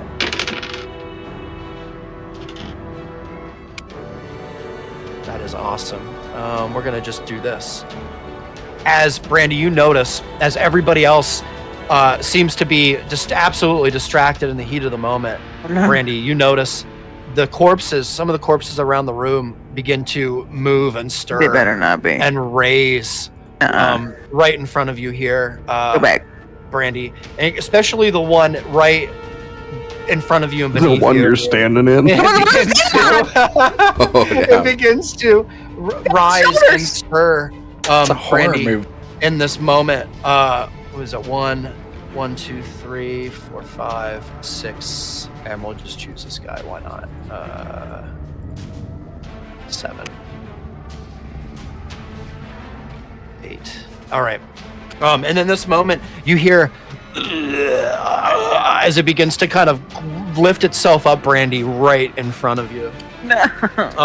Athazar, in all of his weakness, say to D1 in the moment here, is still unable to combat his absolute emotion in this moment, and is unable to kind of strike you in any way. And you're actually lucky, because it's a chance, right? Because he has to roll a save to see if. So I failed my save again. So you are now faced with kind of other threats in the room here. As I hand the turn back over to Griff. You are up, followed by D1 on deck. Okie dokie. You are no longer feared, Griff. Oh, really? Okay. Damn. Okay, thank you, man. I was clicking that. So, yeah, I'm actually going to burn another spell slot with Anula here. And, oh, wait a minute. Where did D1 go? Yeah, Right here? Yeah. Oh, shit. Fucking, yeah. Brandy's, like, right on top of him. Oh, God. Not quite. She's hiding behind me. Okay, cool. I will cast, Shield of Faith on D1. Okay, yeah. So, Nice. yeah. Anula's gonna be concentrating. Forgot what we used Yep. for that. Okay, you got it. Thank you, man. And Shield of Faith on D1, that's going to give you +2 to your AC, D1. Yeah. Shield. Perfect. Ooh, Okay. As Enola begins to kind of chant, almost, there's some verbal aspects that you hear, and then there's silence. And D1, you feel kind of a little bit of energy kind of surround you. All right. That's fucking great, Ronan. Yeah, I'm just gonna start hacking and slashing, as I do with my echo. Ronan. 21 hits, absolutely hits, for 10 points of slashing damage here, Griff. As you guys continue to slash and stab away at this corpse, this creature, this kind of separation of whatever life may be here standing in front of you, as it continues to kind of battle almost with itself, pulling this kind of darkness and away from it, this kind of corpse that's standing here. 10 points of slashing. Nice. There is another a moment here, Griff, which I'm trying to kind of understand how this works with your echo as far as sight and stuff goes, but from what I understand here, we're just going to do it for the flavor of it. You notice there's kind of a black ooze that seems to start to run down from the kind of the top of the hip where you hit this creature, and seems to be kind of leaking out down over the armor. Nice. The ass man is leaking. It's a leaky ass man. Leaky ass man. Fuck yeah. That's right. Okay, so I'm actually gonna use some movement on my echo and pretty much put him right in the center of these 3 zombies. Boom. All right. And as you do, Athazar is going to see you move, but he is not going to respond. Ooh, okay. Lucked out on that shit. He's because I failed my save, so I can't react. Ah, shit. You're not supposed to okay. know that, though. I thought I was just super, super cool. You are super cool. God damn. Okay, cool. So I'm going to take another slash at the zombie in the middle here. You got it, Griff. There seems to be the same zombie that you remember killing before, standing here. Absolutely, 16 absolutely hits with 12 slashing damage, which is enough, Griff, that you see this zombie just collapse in on itself, almost like this kind of bluish light seems to kind of twirl around the ground here just a bit slowly until it finds its way back to Athazar and the amulet that he seems to be wearing around his neck. Okay. Take that again. Again. So yeah, I'll take my last nub on the one below. Final nub. Jesus, I'm rolling strong tonight, boy. Yeah, that's a 22 for another 12 slashing, and you see the same thing. The zombie seems to be looking in Athazar's direction. The light quickly fades as it kind of twirls around the bottom of the creature and kind of makes its way back towards Athazar and into the amulet where it finds its resting spot. Noise.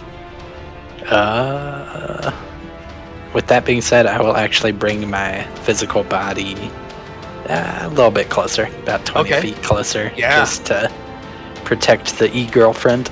Yeah, sure. Okay. Give her a smack That's on her pretty dear much ass. it for me.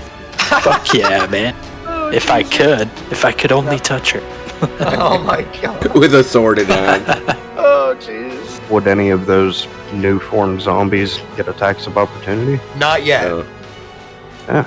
Not yet. Good question though, Bat. Good question. Yeah, he did go out of the range of the one. It's true. He went out of range of 2. A couple. He was here, so it would have been, this one here is questionable. This one here is 100% for sure, yeah. Well, that was the one I was thinking Yeah. too. So those two, yeah. Yeah. He's kind of in the middle of the square here. Let me just do that. There you go. I do that all the time, don't I? Here, let me just... There. You hit him on the squares, yeah. I don't know why I do that, yeah. Even the guys back here are like that. Cool. Yeah, fuck those 3 below me. They're losers. That's right. That's right. All right, perfect. Is there anything else, Griff? That'll do it. Okay. D1, you are up, followed by Brandy on deck. What to do? I think I'm gonna punch at Athazar. If that is indeed his real name. It's the ass man now. I'd stab that. Fuck it. Oh, no, natty one. That's Oh, definitely no. a miss. So as you begin to thrust forward with your Thunder Gauntlet here, D1, the electricity itself starts to make contact with this kind of shadowy mess that's kind of like a byproduct of kind of this tearing between this physical and incorporeal kind of thing that's happening here. It's very odd to you. And your gauntlet hits it, reaches it, and kind of there's almost a little bit of feedback, D1. D1, I need you to roll a 1d4 for me, please.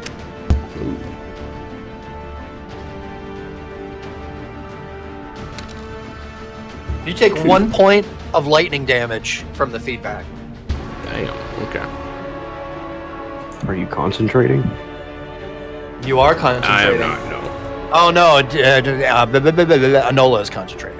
Yeah, she's got her shield up on him. Yeah. I'm trying to remember this stuff. I'm I have out to of get spell better. slots, and my Oh, we got concentration you. timed out, actually. Yeah. Perfect. Okay. Yeah.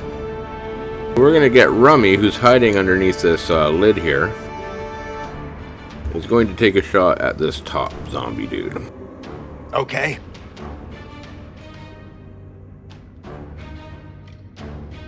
Top men.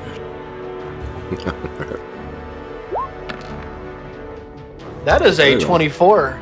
5 points of force damage as the creature kind of is hit in the shoulder and begins to tumble over on itself. But you can see it's almost enough, just shy of total full collapse here. D1.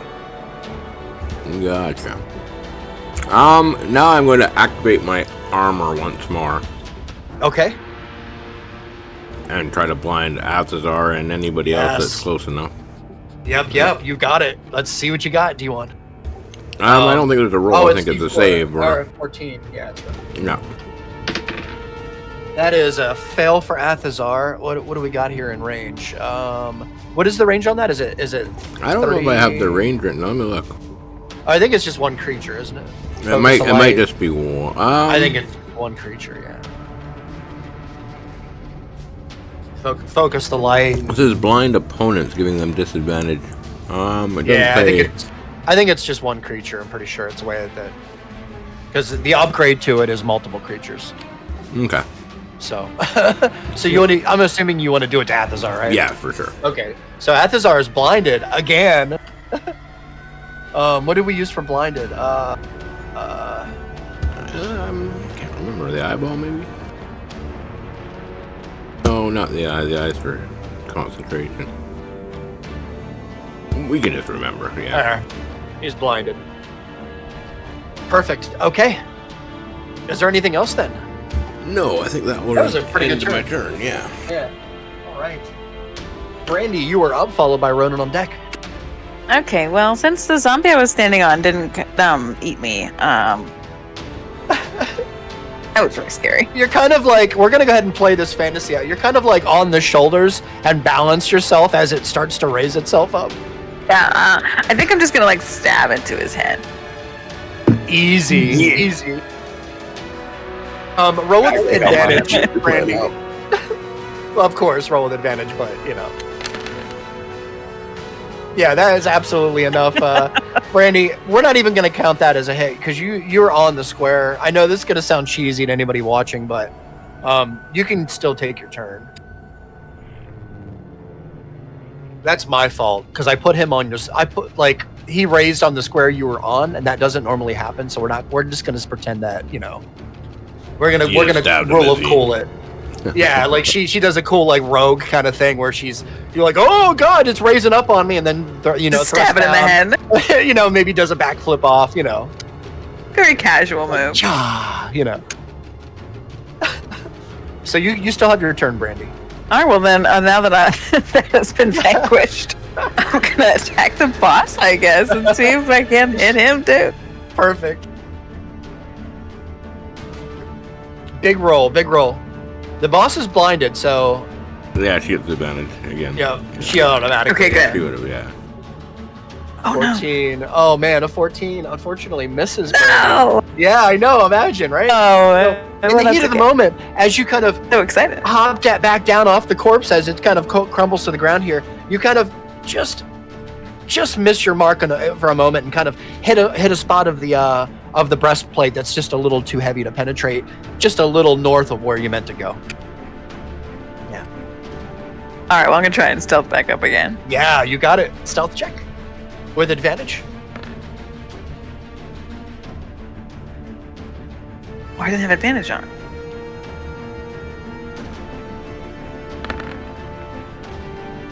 So we're gonna, just because for the sake of it, we'll count a 12 and a 13, which means that is not enough.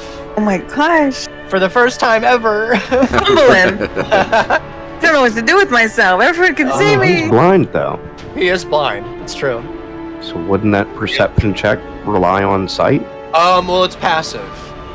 So passive perception. That's a good question. That's a really good question. Yeah. We're gonna count. Yeah, you know what, Bat? That's a really good point. So you are gonna succeed. That wasn't you weren't off by a lot. So yeah, I'm gonna write myself a note for that one because that's a good question. What's stealthing from a blinded creature? I'm not. Wow, how?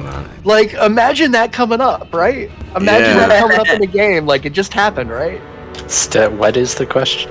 Because I can. Yeah, stealthing from a blinded creature. Yeah, Bat, dude, you're on it, man. Like last couple of weeks, man, with this stuff, you've been on it. I'm glad you noticed that shit, because I didn't even think twice about it. I need to be more on top of that stuff, though.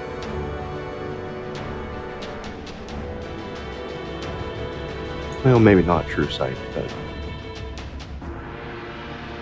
Yeah, I thought it was always just against passive, but if he's blinded, then he technically can't really see, right? So, it makes sense. Yeah, well, I mean, it doesn't matter... because she'd have advantage anyways. It only matters if he pops out of his. Okay, here, check it out. Exactly. Well, his passive, because his passive is his passive, and I think that's what. Just if he looks around and he. But Through it in general. Nice. Yeah, it's just a little brief summary of how that mechanic would work. I mean, brief is an understatement. Relies on senses such as hearing and touch. We know all that stuff. Let's see. Oh, so attempting to hide No from a blinded specific creature, rules. you follow the standard rules for hiding. Yeah, this usually involves. Yeah, we're gonna go ahead and do it this way. I like this. I like this rule. Because it makes sense. Does it make sense to you guys? Yeah, because you can still hear. Yeah, it makes sense to me.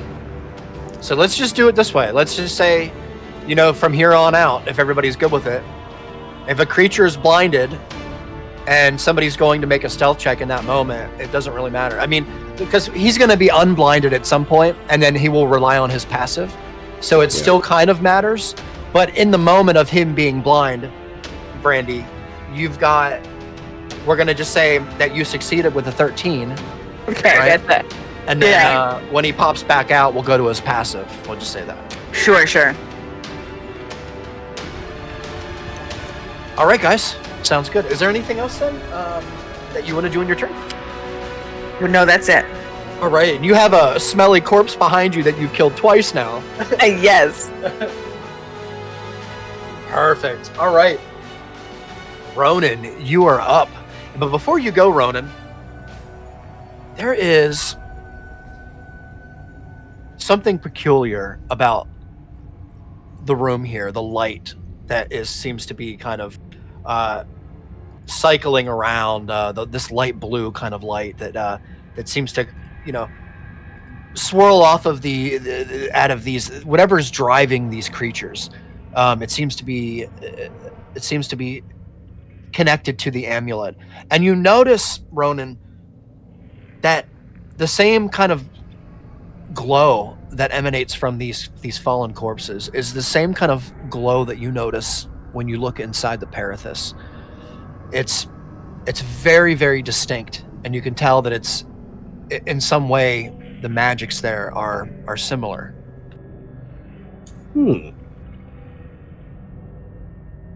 Okay. And you are up, my friend. Alright, so seeing this fucking corpse decide that wants to stand up again, I'm gonna put a stop to that. Nice. Or will I?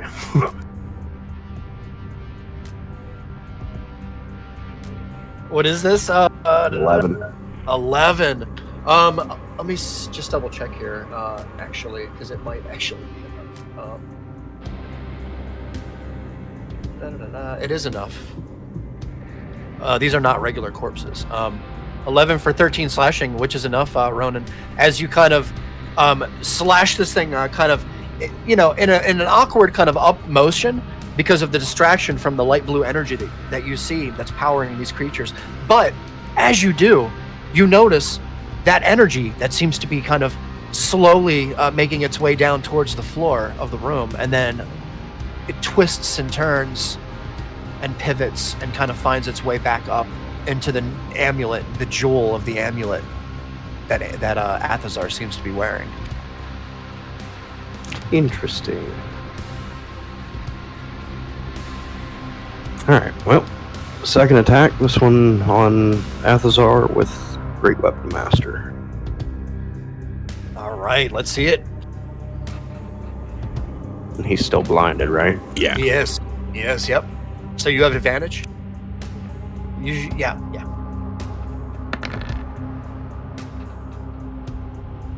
That is a 14, I'm counting. 13. 13, which is unfortunately not enough, Ronan. You seem to be hitting the heaviest parts of his armor here, in the upper, the upper breastplate. It's just very, very heavy. And you hear like the screeching sound as your glaive kind of hits it and kind of, is kind of forced off to the side. Yeah. Well, since I got a kill, I can do one more regular attack for a bonus.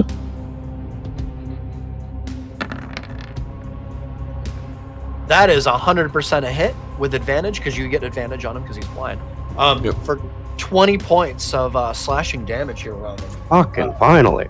Yeah, that's a lot of damage. As you kind of your Yeah. glaive slashes in, Ronan, as you find a mark, your glaive slashes in to like the abdomen area where you see that there's a slash of leather kind of open, exposed from before, from a previous hit, probably from Griff or from somebody. And you take advantage of that and you put the glaive right underneath there and you pull up. And as you do, Ronan, you see I'll take credit.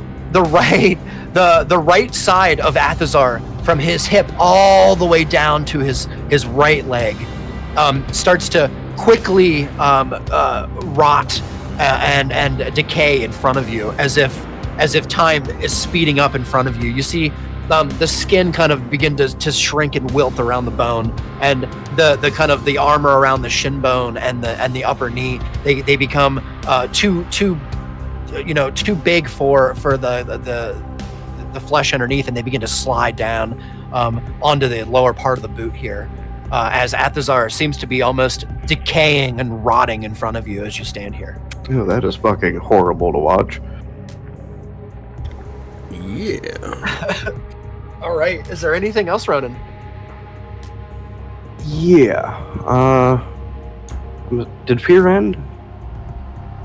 Oh, yes. I am sorry. It does. It ends at the beginning of your turn. I should just take it off of you, but the only reason that it's on you is for reaction purposes, but, it's obviously not happening right now. So, let me take it off of D1 here, too. There's a reason. All right. I got a quick question about fear that you guys would probably know. If you just break line of sight, are you no longer feared? Is it that simple? Yeah. As long as you're no longer in the line of sight, you have to be in the line of sight. Yeah. Gotcha. Yeah. Sorry to derail. Yeah. No, it's all right. It's a good question. Yep. Line of sight is really important, and you can't move towards a creature that you're afraid of. You can only move away unless you break line of sight. Gotcha. Yeah, and any weapon attack, though, and any spell that requires sight, you won't be able to hit them with, but... Yeah. If there was another creature, if you broke line of sight and then tried to hit another creature, I think you would be okay. I think it's true, yeah. Okay. Yeah. Okay, so it is super simple. All the ghouls and stuff you can still mess with. If you broke line of sight, Yeah. Perfect. All right. Nope, that's my turn. All right, Ronan. If that is your turn... Athazar, in this moment... That's loud, I'm sorry. That's jamming. There is more tearing that you hear in the room here. And it's louder and more pronounced. You can hear there's fraying and tearing and ripping happening.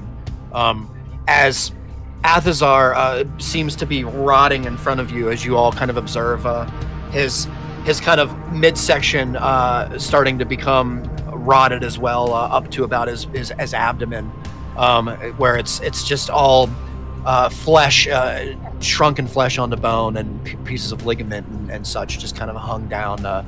You can see the black kind of liquid goo that's kind of squirted and splattered out over his legs and the back of his legs from where Brandy has stabbed and maimed him, up through his abdomen and down around his belt area and up all over his shoulder, from Ronan. And as you can see him begin to kind of you see his face, the expression on his face begin to change as he seems it's more of a realization at this point as you see kind of what seems to be the last bits of humanity leaving him in this moment, as there's another large, loud sound in the room as Athazar himself begins to crumble piece by piece by piece until finally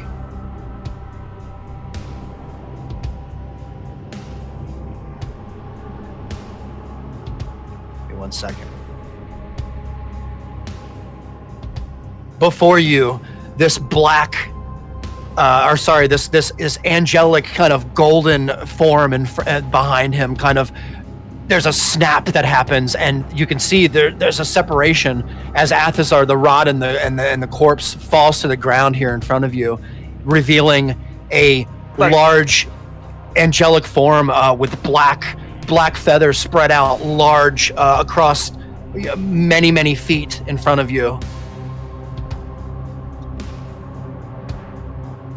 You hear a voice in the room.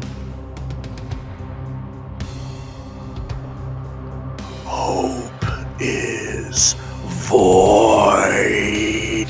All of the light in the room is extinguished, which is already extinguished, except for a purple glow that surrounds this creature in front of you.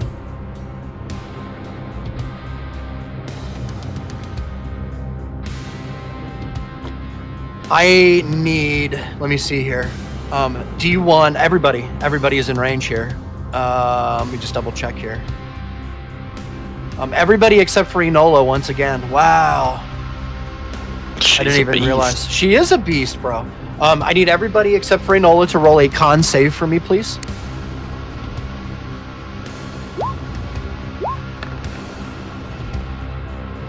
Nice. Constitution. Oh, man. 19.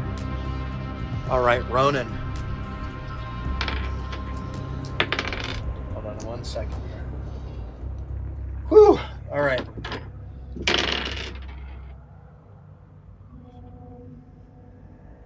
It is 17 points of...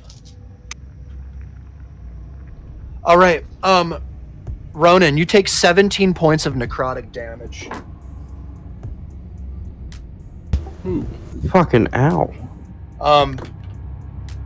Say D1, Brandy, and Griff, you take half. Rounded down. So 17 would be 8. 8, yeah, 8. Oh my gosh. As a burst of kind of energy fluctuates around the room. In this moment too, you're reminded of moments from your past kind of racing through your brain, your mind. And you're all coherent enough, except for Ronan. We'll get to you in just one moment. Brandy, D1, and Griff, as this happens, you remember the moment that you're in, the fight that you're in, and then this moment that you can't lose grasp of why you're here and who you are, and you can tell that there's a yearning, a force against you that's trying to distract you and separate you from your will to fight and your will to kind of complete the battle here in this moment. Ronan, you begin to drift. Your mind begins to drift off into a better place when you were younger. But in a moment, you kind of begin to see the threat in front of you, this kind of purple glowing light. And you remember that moment where you were a giant monster, masterful technician of abomination, where you would construct creatures to fight in a battle made up of different body parts of different monsters. You remember, it's a vivid memory, Ronan. It comes from an odd place in your mind where you do remember being there, but were you there, Ronan? Ronan, you are in the moment, distracted, Befuddled. which is a weird condition that doesn't exist in D&D, but we're gonna do it anyway because it's fun. What the hell did I just do? I just put a little black box on you. You see that? Showed up next to me. It was It's weird, recording man. everything. That's right. Give me 1 second here. That's right. We got to check that black box at the end of the fight. So stupid. Nice. All right. With that being said, this creature in front of you that you can presume to be Athazar, maybe, possibly, begins to lash out around you, Sato, with an arm. It kind of whips a very large kind of you can't even tell what it is. It looks like tar in your direction. That is a 21 to hit, which misses Sato, right? Yeah, 21 does miss, yes. And then Brandy, you are behind him. And that's a 5. That's a fail, which even with his bonuses, which absolutely does nothing in the moment. You can hear the the resonating sound of that phrase over and over and over in your brain. Hope is void. Hope is void. As I turn the turn back over to Griff, you are up, followed by D1 on deck. Okie dokie. Fuck. I guess what I'll do first is, let me see. Anula's still concentrating. I probably should have attacked first. Can I just give me 1 second dude, here? yeah. I need to I'm sorry, move ahead. Ronan, you have something that you can attack when they move into your shit, right? Yeah, I'm assuming I can't do that because I'm the father. Oh, or yeah. I would say, in the moment, Ronan. It doesn't take your reaction away, so I imagine you could probably. I think it has to come into his range, which is 10 feet, so he has to come from 15 to 10. Okay, so it was already in his range. Yeah. All right, thank you. So we're gonna go ahead and he's gonna hit. That is an 18 to hit. That misses. Oh, it misses. Nice. As it just falls short, Ronan. As you kind of just sidestep a little in this moment, even though you're kind of distracted. And in the same kind of area here, Griff. What up? Oh shit. 17 to hit. That does hit. That's That like does hit? right on my AC. Oh, nice. Okay, Griff, that is 6 points of slashing damage. Oof. Jesus. As you are hit with what seems to be a short sword here, Griff, from this undead creature that seems to come up on you. 5, 10. Griff, another kind of a ghoul makes its way to you for an 18 to hit. Yeah, that'll do. And that is 5 points of slashing damage, Griff. Okay. 5. Coming on strong. 5, 10. Tackle the undead. 15, 20. I called them losers. They're I know. You did call them losers, that's true. Now they're trying to Oh, get shit. their revenge. You hurt the rotting undead zombies feeling. revenge of the fucking undead nerd. It's true.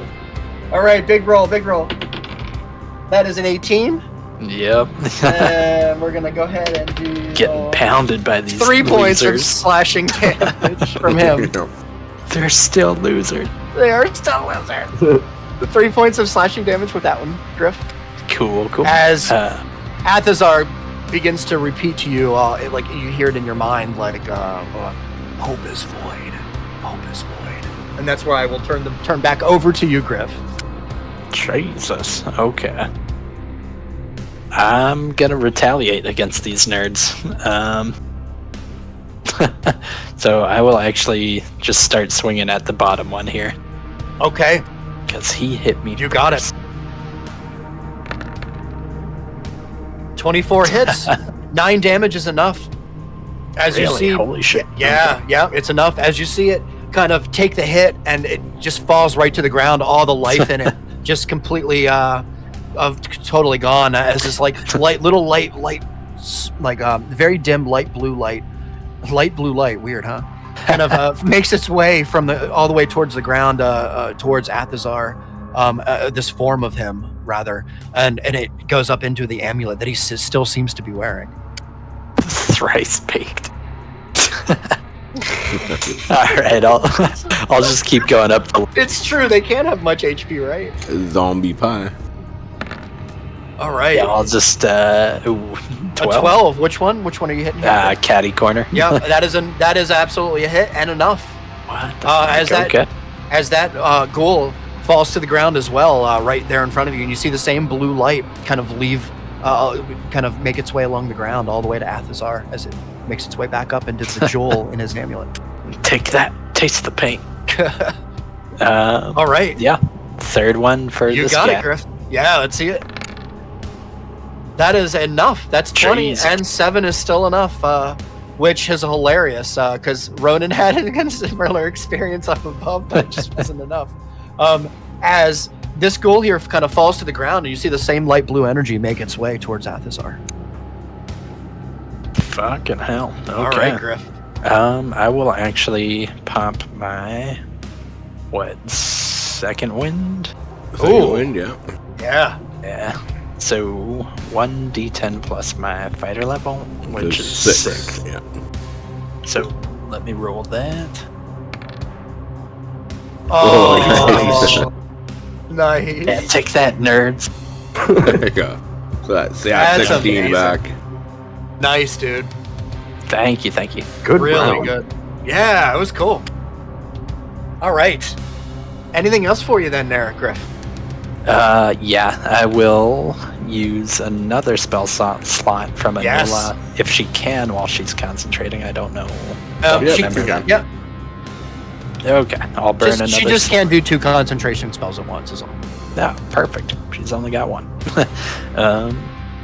Yeah, I'll let her cast. Think of concentration like a channel, right? So Yeah, that you're is allowed kinda one how I do channel.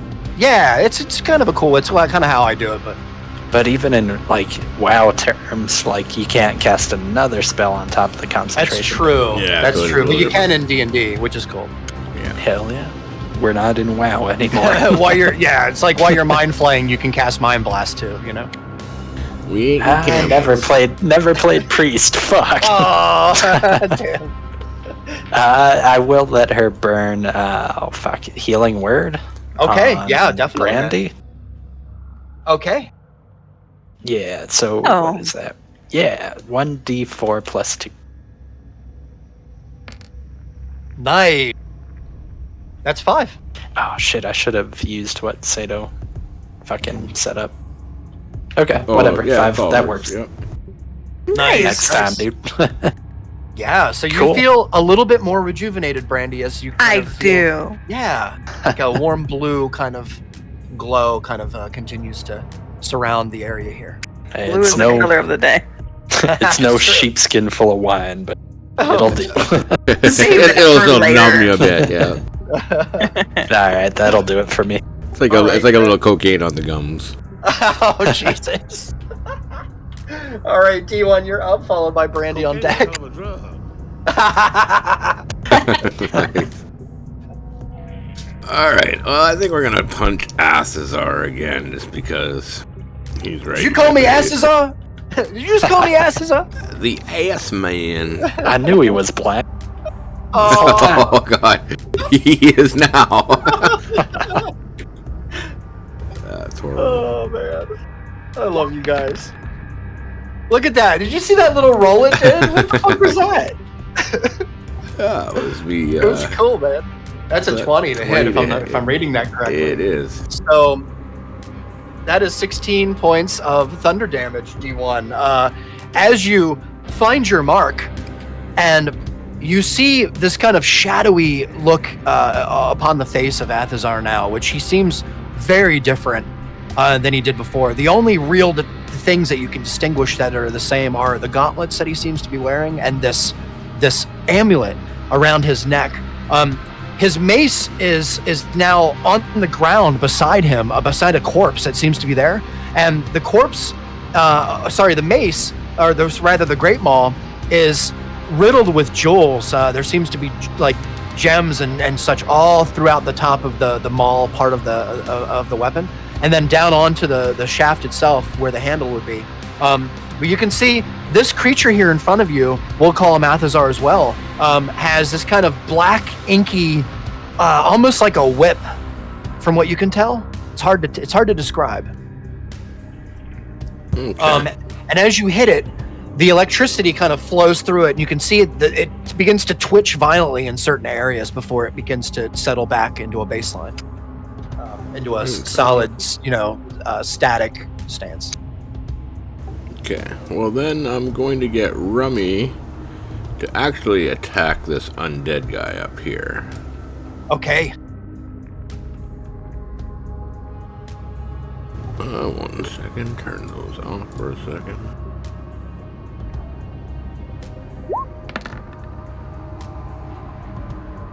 And I don't think it's the +1, so I think it's just a 13. But still. At 13, he's doing the this guy here. Yeah.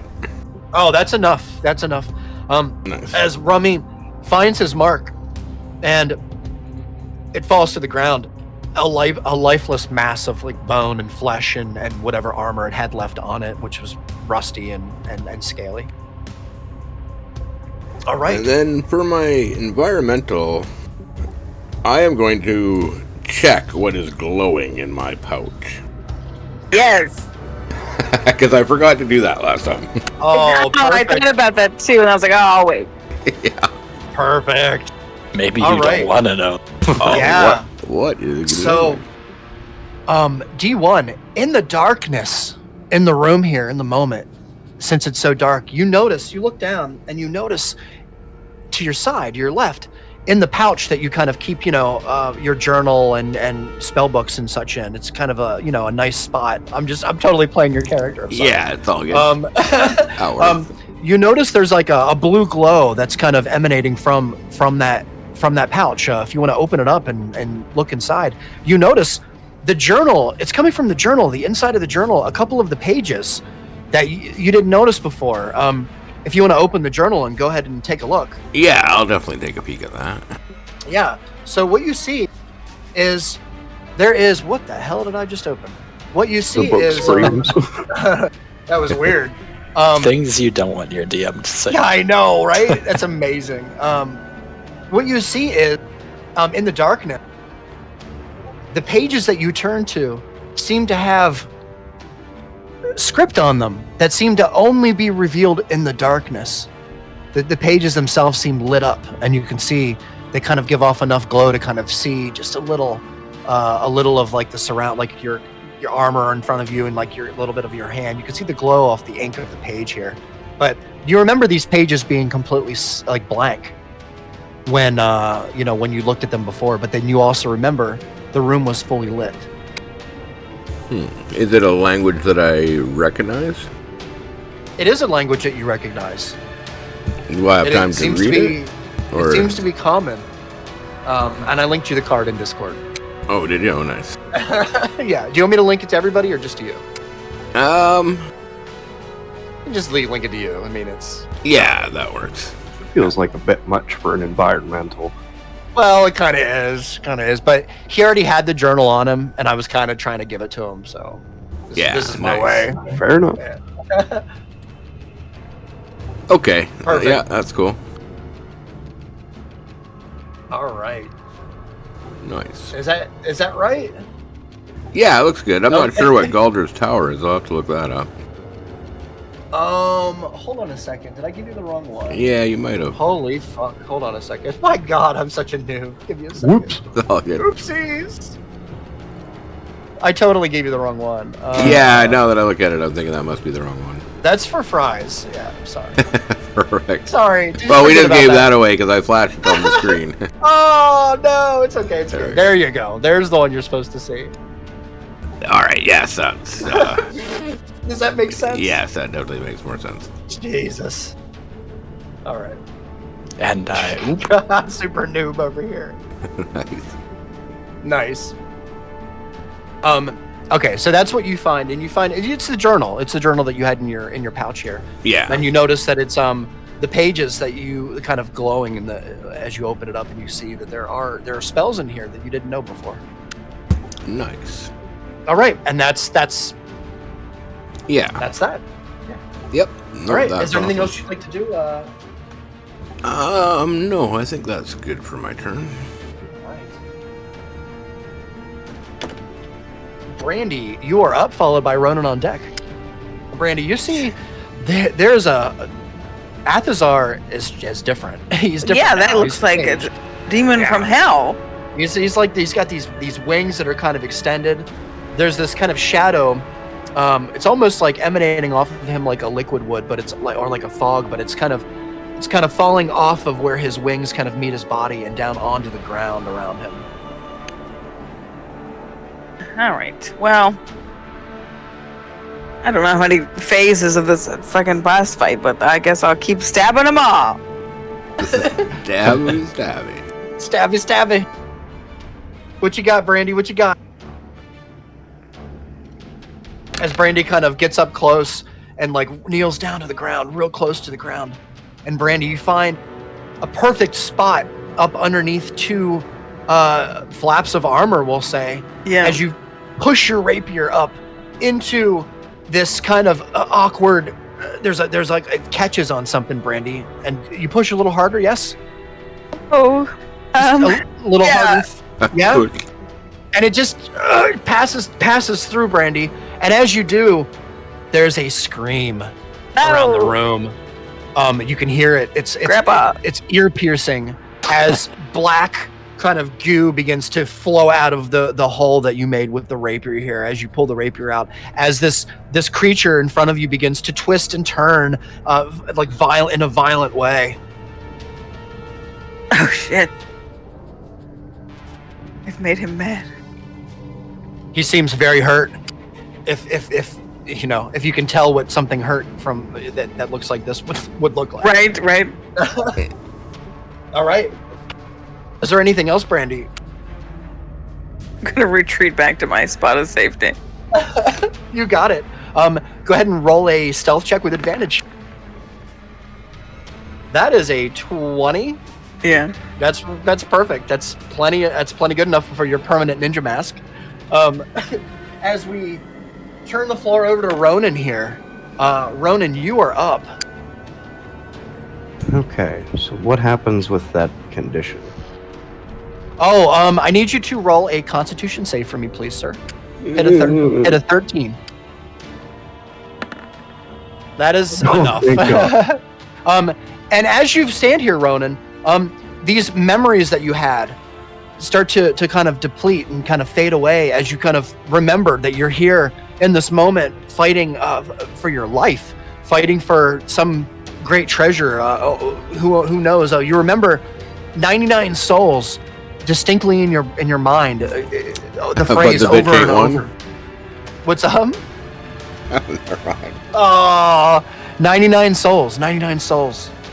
99 souls. As you snap out of it, Ronan, you have your turn. Fucking weird. Yeah.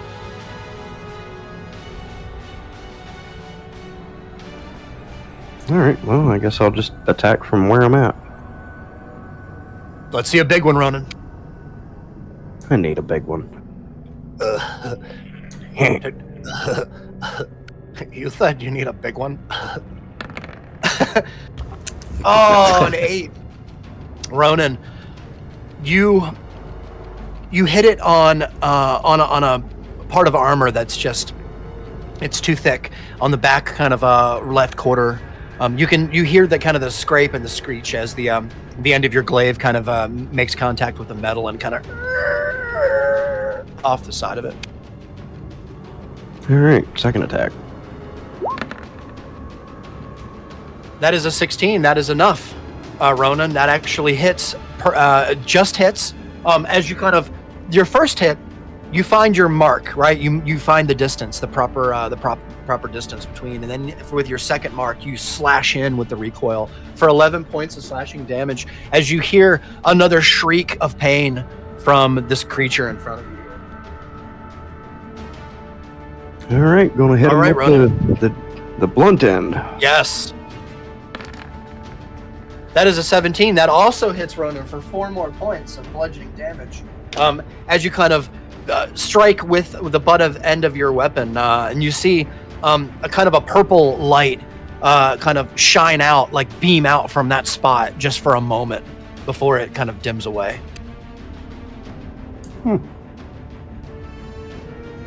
Alright, I'm gonna move behind that pillar. All right, Ronan. Easily done. Kind of hunker over with this zombie, I guess. You got it. That's my turn. Oh, I just wanted to make sure you were still there. I was like, where'd it go? All right, perfect.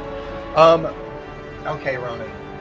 With that being said, the room once again begins to dim until there is a scream once more. But this is not for fear. But I need everybody to roll a con save for me once more.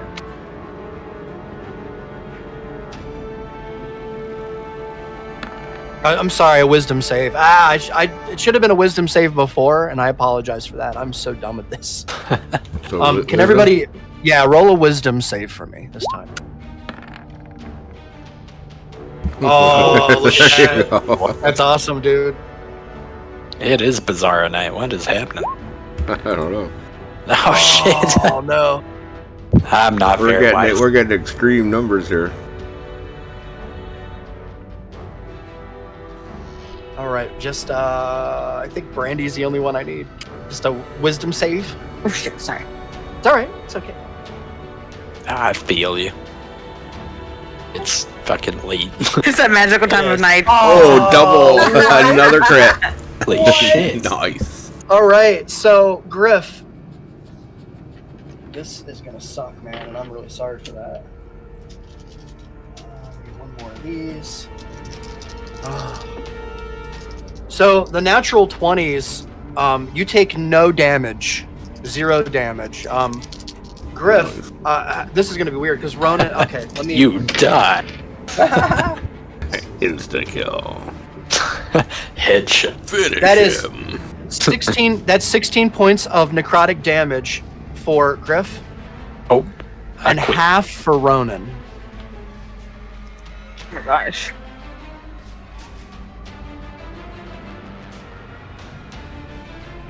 Everybody get that? Yeah, 16 So- for me, 8 for Ronan. Yep, 8 for Ronan. Yep, perfect. Sorry, 6 for Ronan. Yeah, Oh that's my what I did. god. Yep, 6. Nice. Or wait, I All took right. Yeah, go ahead and take 6 instead. I'm sorry. You're behind the pillar here. You're using the pillar. Yeah. You're using it. See, yeah, use the pillars, man. All right. Perfect. With that being said, Pillar of the community. there's. Sorry. Said he's a pillar of the community. Yeah, the pillar of the community. I love it. That's man. great. We're all doing D1, now.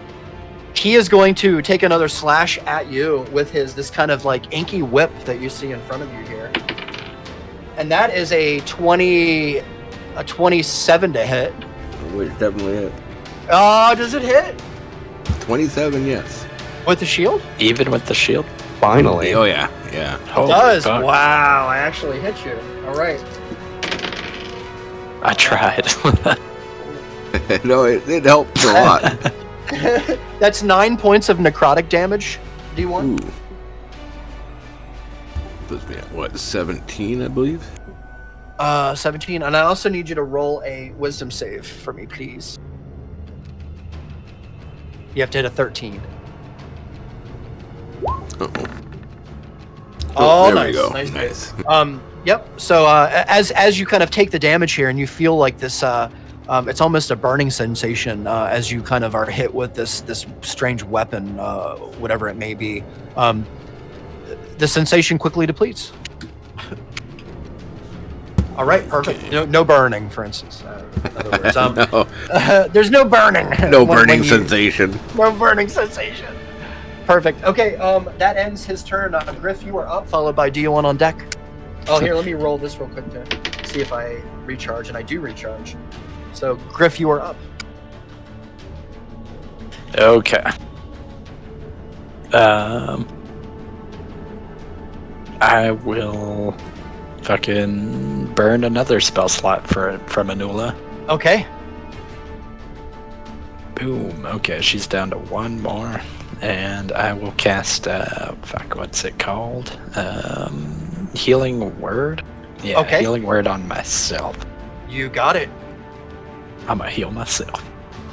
So You can 1d4 do plus cure, 2. or she's within range of you. Oh, she's she is. 5 feet Fuck, from I you, guess. yeah. You can Can change I it and do it. re-roll? Fuck, Yeah. that's... Yeah, I mean, dude. that's Oh, so it is. cheesy. Yeah, cure wounds. No, I mean, If she's you're gonna within do 5 feet of you. You would obviously do a cure wounds. It'd be Yeah. better. Healing word's good for Okay, distance. cool. Yeah. I mean, I'm down. Okay, cool. Yeah, you're doing Down a to different spell honor anyway. it, but... Sorry. Okay, cure wounds. 1d8 plus Okay. 2. Okay. Sorry, I'm actually No gonna worries. use what Sato set up. Yeah, do it. 1d8, and then we're gonna add plus 2 to it. It's actually. Oh, fuck. Well, how actually did it roll a 1? I don't know why it rolled a 2d4. Roll 1d8. Yeah, that was weird. I was using what that's Sato set not- up. We'll have to yeah. just go through it. Yeah, I'll have to look at that because that's not working properly. Yeah, man. Next time we hang out and play some poker or whatnot, I'll just quickly remind you to show me this whole mechanic stuff. Yeah, for sure. So. Okay, There we go. back on track. That's 8. So you regain 8 points of hit points. 8 hit points, Griff. 1, 2, 3, 4, 5, 6, 7, 8. Cool. Back So, at 43. Yeah, that's excellent. Very, very nice. All right, Griff. Is there anything else you wanted to do? I think you have a bunch of stuff. Hell yeah. I'm gonna send my Echo forth and start slashing. All right, you got it. Let's see what you got, Hacking and Griff. slashing. Show me what you got. That is a 21. 21 hits. Jeez. 7 points of slashing damage as you see more black kind of goo flowing from the wound here, Griff. Ooh. More ass tar. Second nub. That is a Jesus 27 Christ. to hit. That's insanely good for 9 more points of slashing damage. Griff is out here with purpose, slashing away, and as you slash, you see My boy don't miss. bits of feather, Griff. As you kind of slash up and you hit a little bit into the wing, you notice pieces of the feather kind of are cut off, but then as soon as they're released or separated from the greater body, they kind of turn into smoke as they dissipate. Ooh, we getting high tonight. All right, third nub. All right. That is a 12. A 12 shit. unfortunately misses, Griff. But you're just so distracted from this kind of smoke that seems to be billowing off of the wounds of this creature. This black smoke. Shit. Okay. Yeah. All right. Yeah, that's pretty much it for me. Okay. You got it, Griff. 5. All right, D1, you're up, followed by Brandy on deck. It's getting crazy.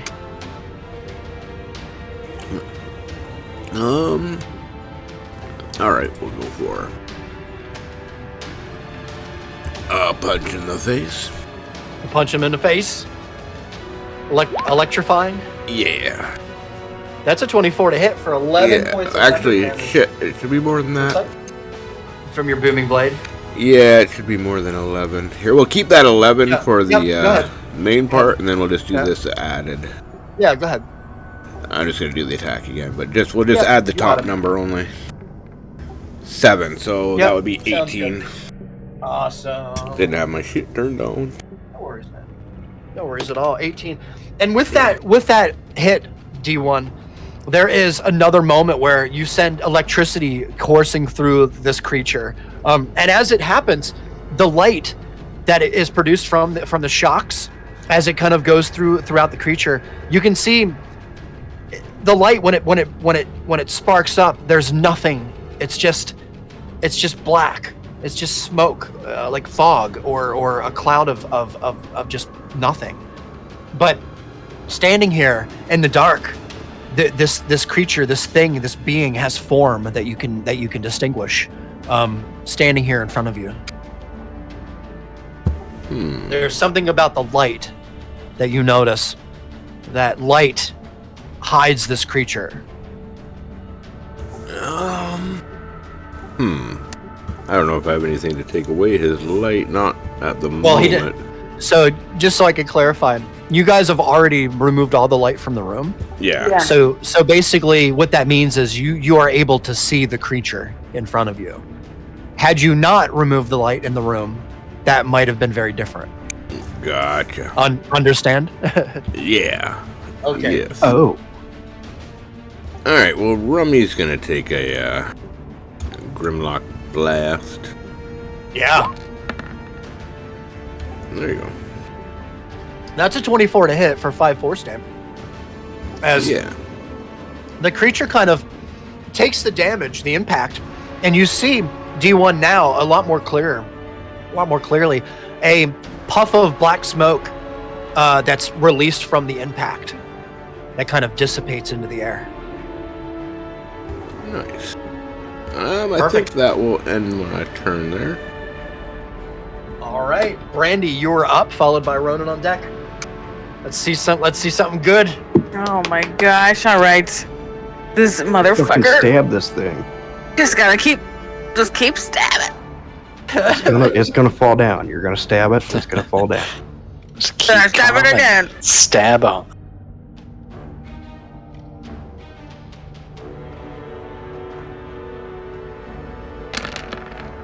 I just love all of her dice. Like, Sneak I attack's was- hilarious. You know what? We need to make a meme real quick. I'm sorry, Brandon, to steal your thunder here, but we have to make a You're meme good. where it's just a video of somebody just dumping like 2 handfuls of dice. It's like into an a box. obnoxious number. Yeah.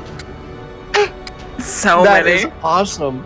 Very nice. So 21 definitely hits, Brandy, as you just push this rapier up into the guts and of this creature, and you kind of hit bone and other substances here as you kind of begin to kind of like pull it back out. This creature looks straight down in your direction immediately. And it makes eye contact with you, Brandy, as you begin to pull the blade back out. Is there anything else you'd like to do? Run away. All right. You absolutely can. There is black goo now. Goo. That is, yeah, it's kind of like running down over the all over the bottom of this creature.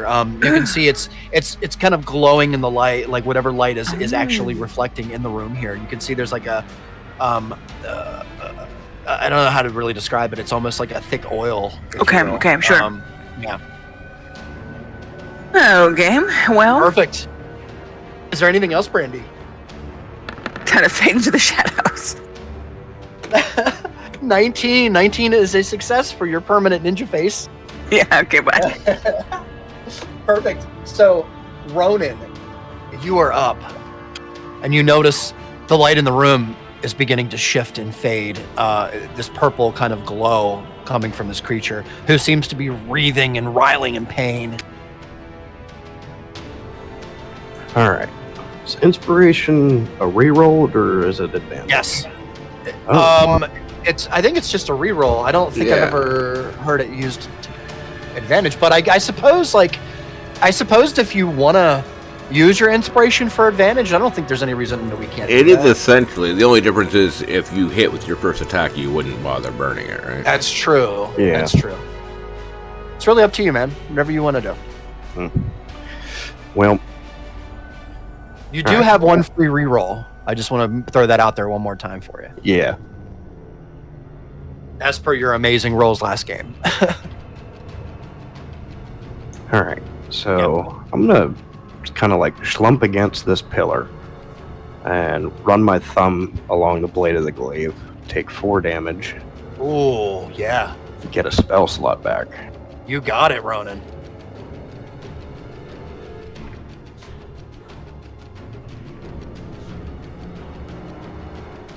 Very nice. As you kind of feel a moment, just a moment, there's like a moment of fear, Ronan, and then as the blood begins to flow, you feel powerful for a moment, like invigorated, like almost like you're being handed some gift from another dimension. All right. So I must walk down 5, 10, 15 feet and start my attacks. You got it, Ronan. Big old glaive attack. That is an 11. Unfortunately, Ronan misses. You do see, yeah, you do see the mass here in front of you that is absolutely hurt, from what you can tell.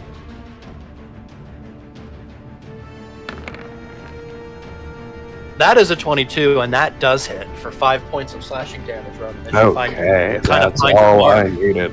Yeah. Fucking dumping a smite into that. Oh shit! Let's see what you got. Show me what you got. Let's see what you got. Yep. 1d8 force damage. Yep. Plus another 1d8. Per level of the spell slot, yeah. Yep. So 3. You're doing 3. Yeah, Warlock's cast everything at 3. I have 3rd level spells. Oh, this has got to be... Dude, I want to see a monster hit here. I want to take a monster hit. Come on, Ronan. Come on, Ronan. Maximum effort. 13. 13. So, Ronan, in the moment, you rear back and you feel this kind of energy, this gift, this kind of this guiding of your hand and your mind in the moment as you kind of thrust out with the glaive itself, with the power that it has, all of this might that you feel that's kind of not really yours, that you don't understand completely, as you're a certain mark around your left shoulder blade at the moment begins to kind of ache just a bit, and just you can feel it. It's almost like you're irritating, like a burn or something. And as it does, you thrust in. There's a sound, Ronan, a sound of tearing once again in the air around you. And for a moment, Ronan, you see in your mind a giant creature. It's hard to make out what it is. It has maybe 19, 20 long flowing tentacles that seem to kind of reach up past the main mass of the body, which is a massive thing in front of you here.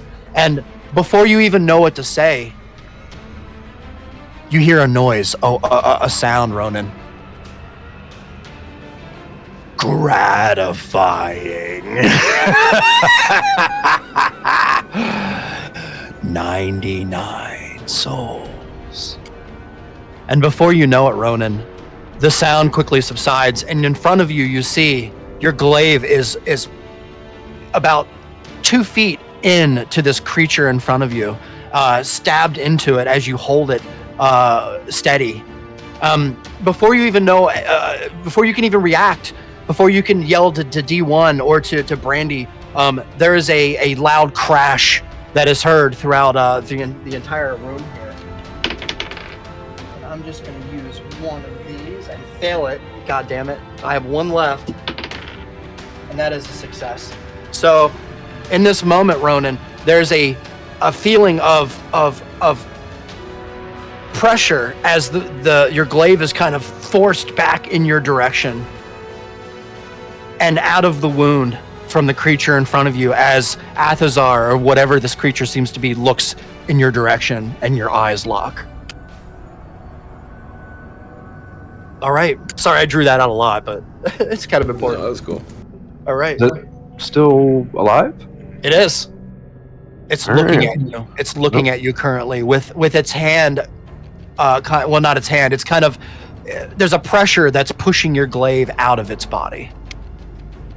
Yeah, it's prone. Oh, it's prone. I keep forgetting. Huge. It's a huge creature. Smaller. Thank you. That's fucking awesome, man. Yeah, he's prone. All right. So the last thing I'm gonna do is spin the glaive around and try and hit him with that end. You gonna hit him with the butt end?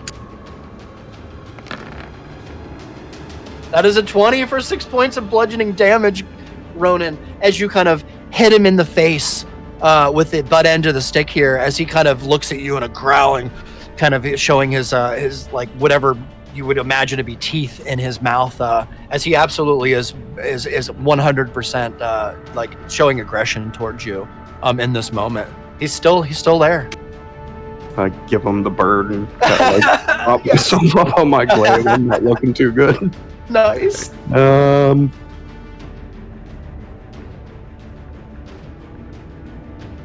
I don't know if that thing has reach or not. Fuck. Alright, I'm just gonna stay put. Oh, come on, guys, come on. All right. Is that it? Is that Yep, all that's you got? my turn. Okay. All right, everybody. With that, there is the temperature change in the room once again. Everything gets a little colder. As this creature, actually prone, begins to lift himself up back up off the ground, and you see it is absolutely evident now that this creature is made out of some kind of smoke or fog substance. That it absolutely is wounded by all of your attacks on it. Brandy, your magic sword seems to have done a lot of damage, and you can see there are billows of black, kind of oily substance kind of leaking out of this substance creature and kind of flowing all over the ground here as it begins to take its fist and close its fist around and show you actively. It puts its hand in its hand in the air with its fingers spread and slowly closes its fingers into a fist. I need everybody to roll a wisdom save for me, please. Oh, we did. Yep, I'm done. Griff, D1, Ronan. Oh man, what you got, Brandy? Oh, Man, I don't have any wow. wisdom. Wow. I'm an idiot. Not so Oh, wise. You and me that's both. cool. You got a +2. That's fairly wise. That is 15 points of necrotic damage that everybody takes. Ooh, damn, that puts me down to 2 hit points. Oh my god. 15. I Yep. am unconscious. Oh no. Ooh, damn. All right, Ronan. So I just fall face first into the puddle that this thing has been leaking. Yeah. Hey, it's maple Nap syrup. time. Here, let's put a dot on you or something. You know what? I Yeah, don't like the X's, X. yeah. Let's just do that one. There you I go. don't like the X. The X means you're dead. You're not dead yet. Let's not do that. Yet. You're just taking a little nap. It's fine. Yeah. Who else? Is anybody else? Man, this is I'm getting at scary. 2. Oh my god. All right. All right, guys. So much for the shield. Fuck. With that being said, that concludes. Actually, it doesn't. I have one more. Let me think here. He is going to take a hit at D1 with his inky whip. We'll call Oh. it. Ooh, could I That activate is Sentinel? a 22.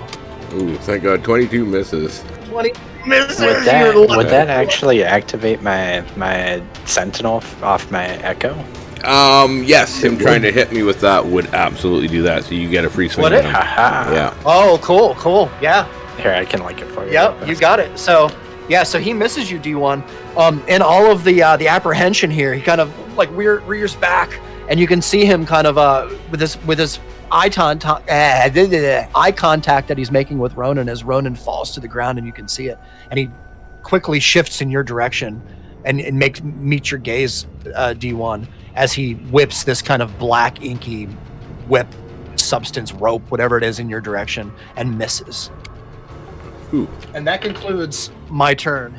Yeah, We're gonna so go to yeah. Griff here. Griff gets And then- 1 free attack, yeah. Oh yeah, go ahead, Griff. Yep, this is your free Ba-boom. attack before your turn.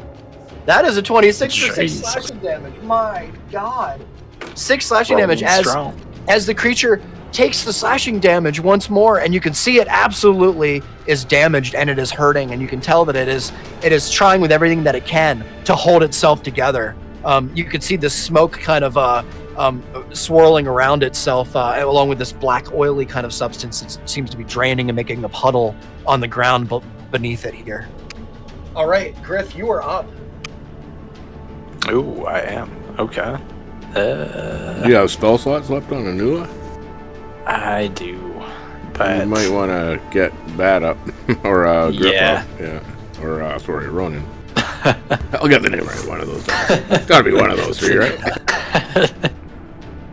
yeah, let me burn her last spell slot. Mhm. And cast fucking Cure Wounds on Okay.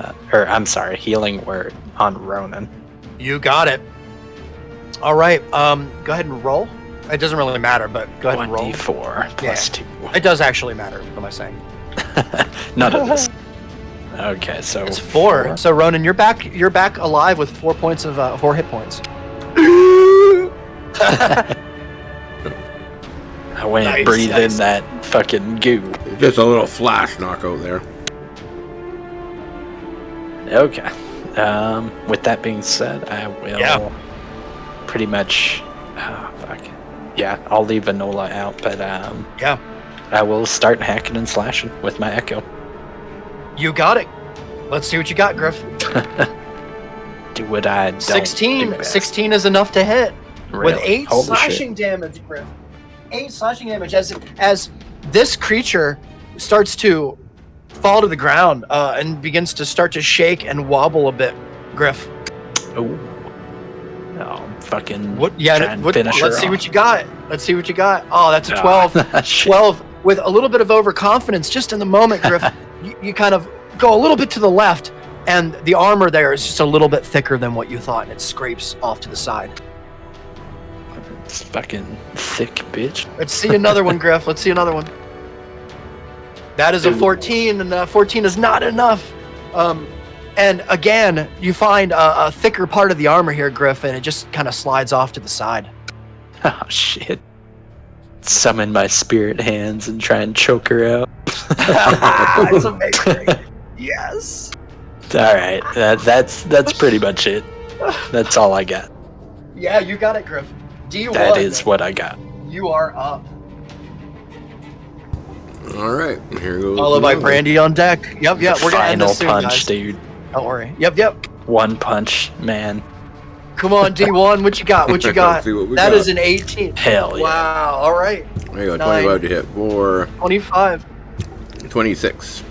26. Was that 20? No, 9 plus 7 is 16. 16, not 26. That's 16. Yeah, 16. 16 thunder damage as the electricity begins to flow through this creature. D1, there is a moment here where you feel despair because you know that this creature is whatever drives this creature to continue fighting you.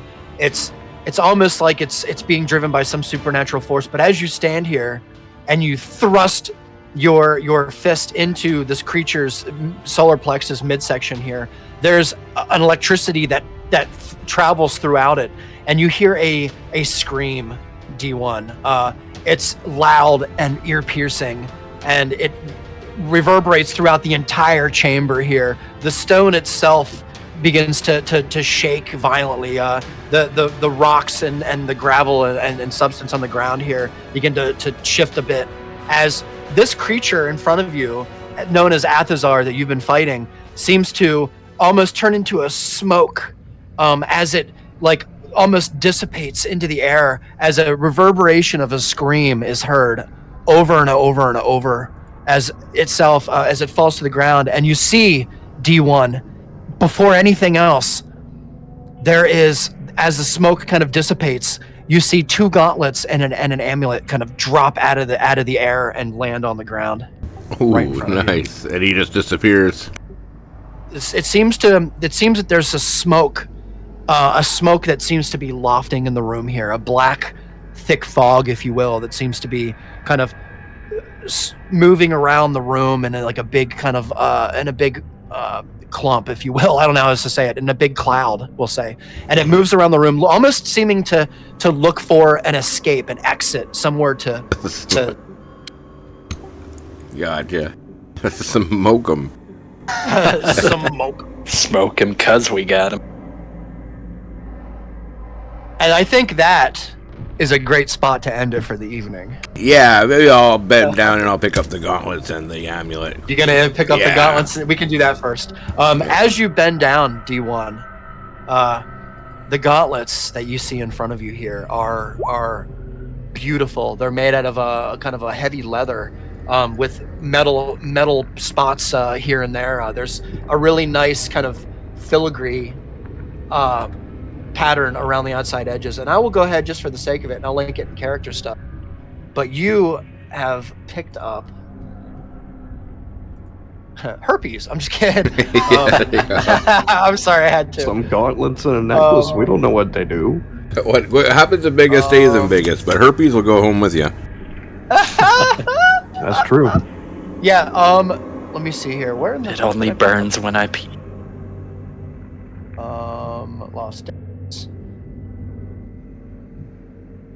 All right, hold on a second. 1 second.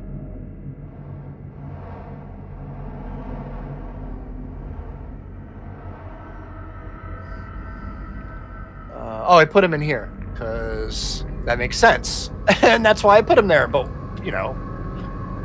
Nice. and you already know what you're getting. So Yeah, I have a pretty those- good idea here. you also find, and I'll put this in character stuff as well.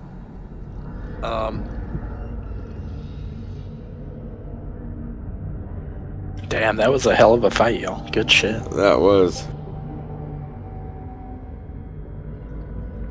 Ooh, gloves. Those are the gloves I've been waiting for. All right, D1. I might have hinted and put this on my wish list, guys. If you're wondering. You might have. You might have. So, in the instance here, in this moment, Ronan, you are hurt, bloody, battered. All of you are feeling. You've had your better days. You're all pretty. You've been worse for wear. But in this case, in this moment, you pick up the amulet that you see here in front of you. D1, it is beautiful. I linked it in. I linked the card without any text in it because we'll get to that next time. There's a special. There's a weight about this D1 when you pick it up, and you feel it. And you hold it in your hand, the palm of your hand. You feel almost like it belongs to you. You feel like this should be in your possession, no one else's. There's a you can tell that there's a magic that's happening here. There's almost like a control that's trying to be achieved here.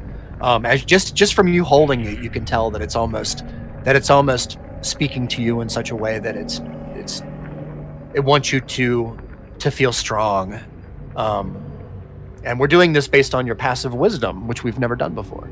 But you resist D1. You resist any kind of what's the word I'm looking for here? Influence. Influence. Yeah, that's a Thank good you. word. It's perfect. And that is where we will call it for this evening. Craziness. Hell yeah. All right. Fucking round of applause, everyone. Sweet. Good job, you guys, man. I was getting scared there because he had every time that he did the necrotic blast there, it gets stronger every single time. It's kind of like a hard timer on the fight, kind of like an enrage, if you will. I was kind of wondering. Yeah. So, I hope you guys liked it. Yeah, That was great. Nice. Yeah, it was cool. Very- Ramps up at the end, man. It's crazy. Yeah, because I wanted it to be a little bit more threatening, right, as the fight goes on.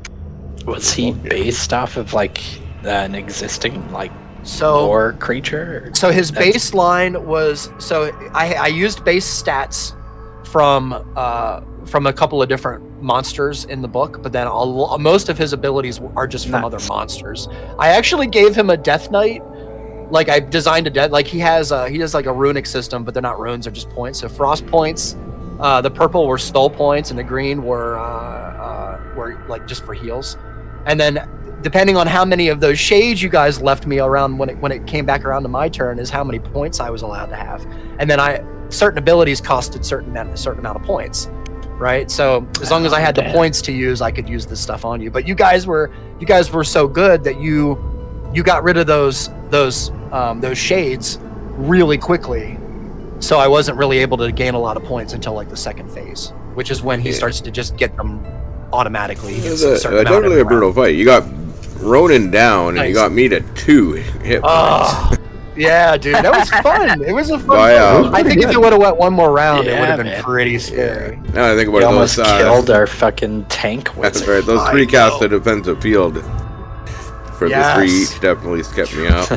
You guys, I feel really good about your strength level. I really, really do. I'm really happy about how everybody's sitting now. And D1, you're going to be even a little bit more stronger now going in. So this is going to feel. Yeah, I think these we're getting gloves into a should good spot.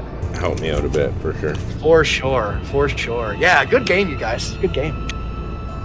Fuck yeah. Yeah. GG. So we will see everybody not next Thursday, but the Thursday after. So not the 2nd, but the 9th is when we're coming back. Yep, that So- sounds great. We will see everybody the 9th to continue the stuffs. Yes. All right, guys, I'm gonna stop the recording. All right. Peach out. Peach out. Sweet.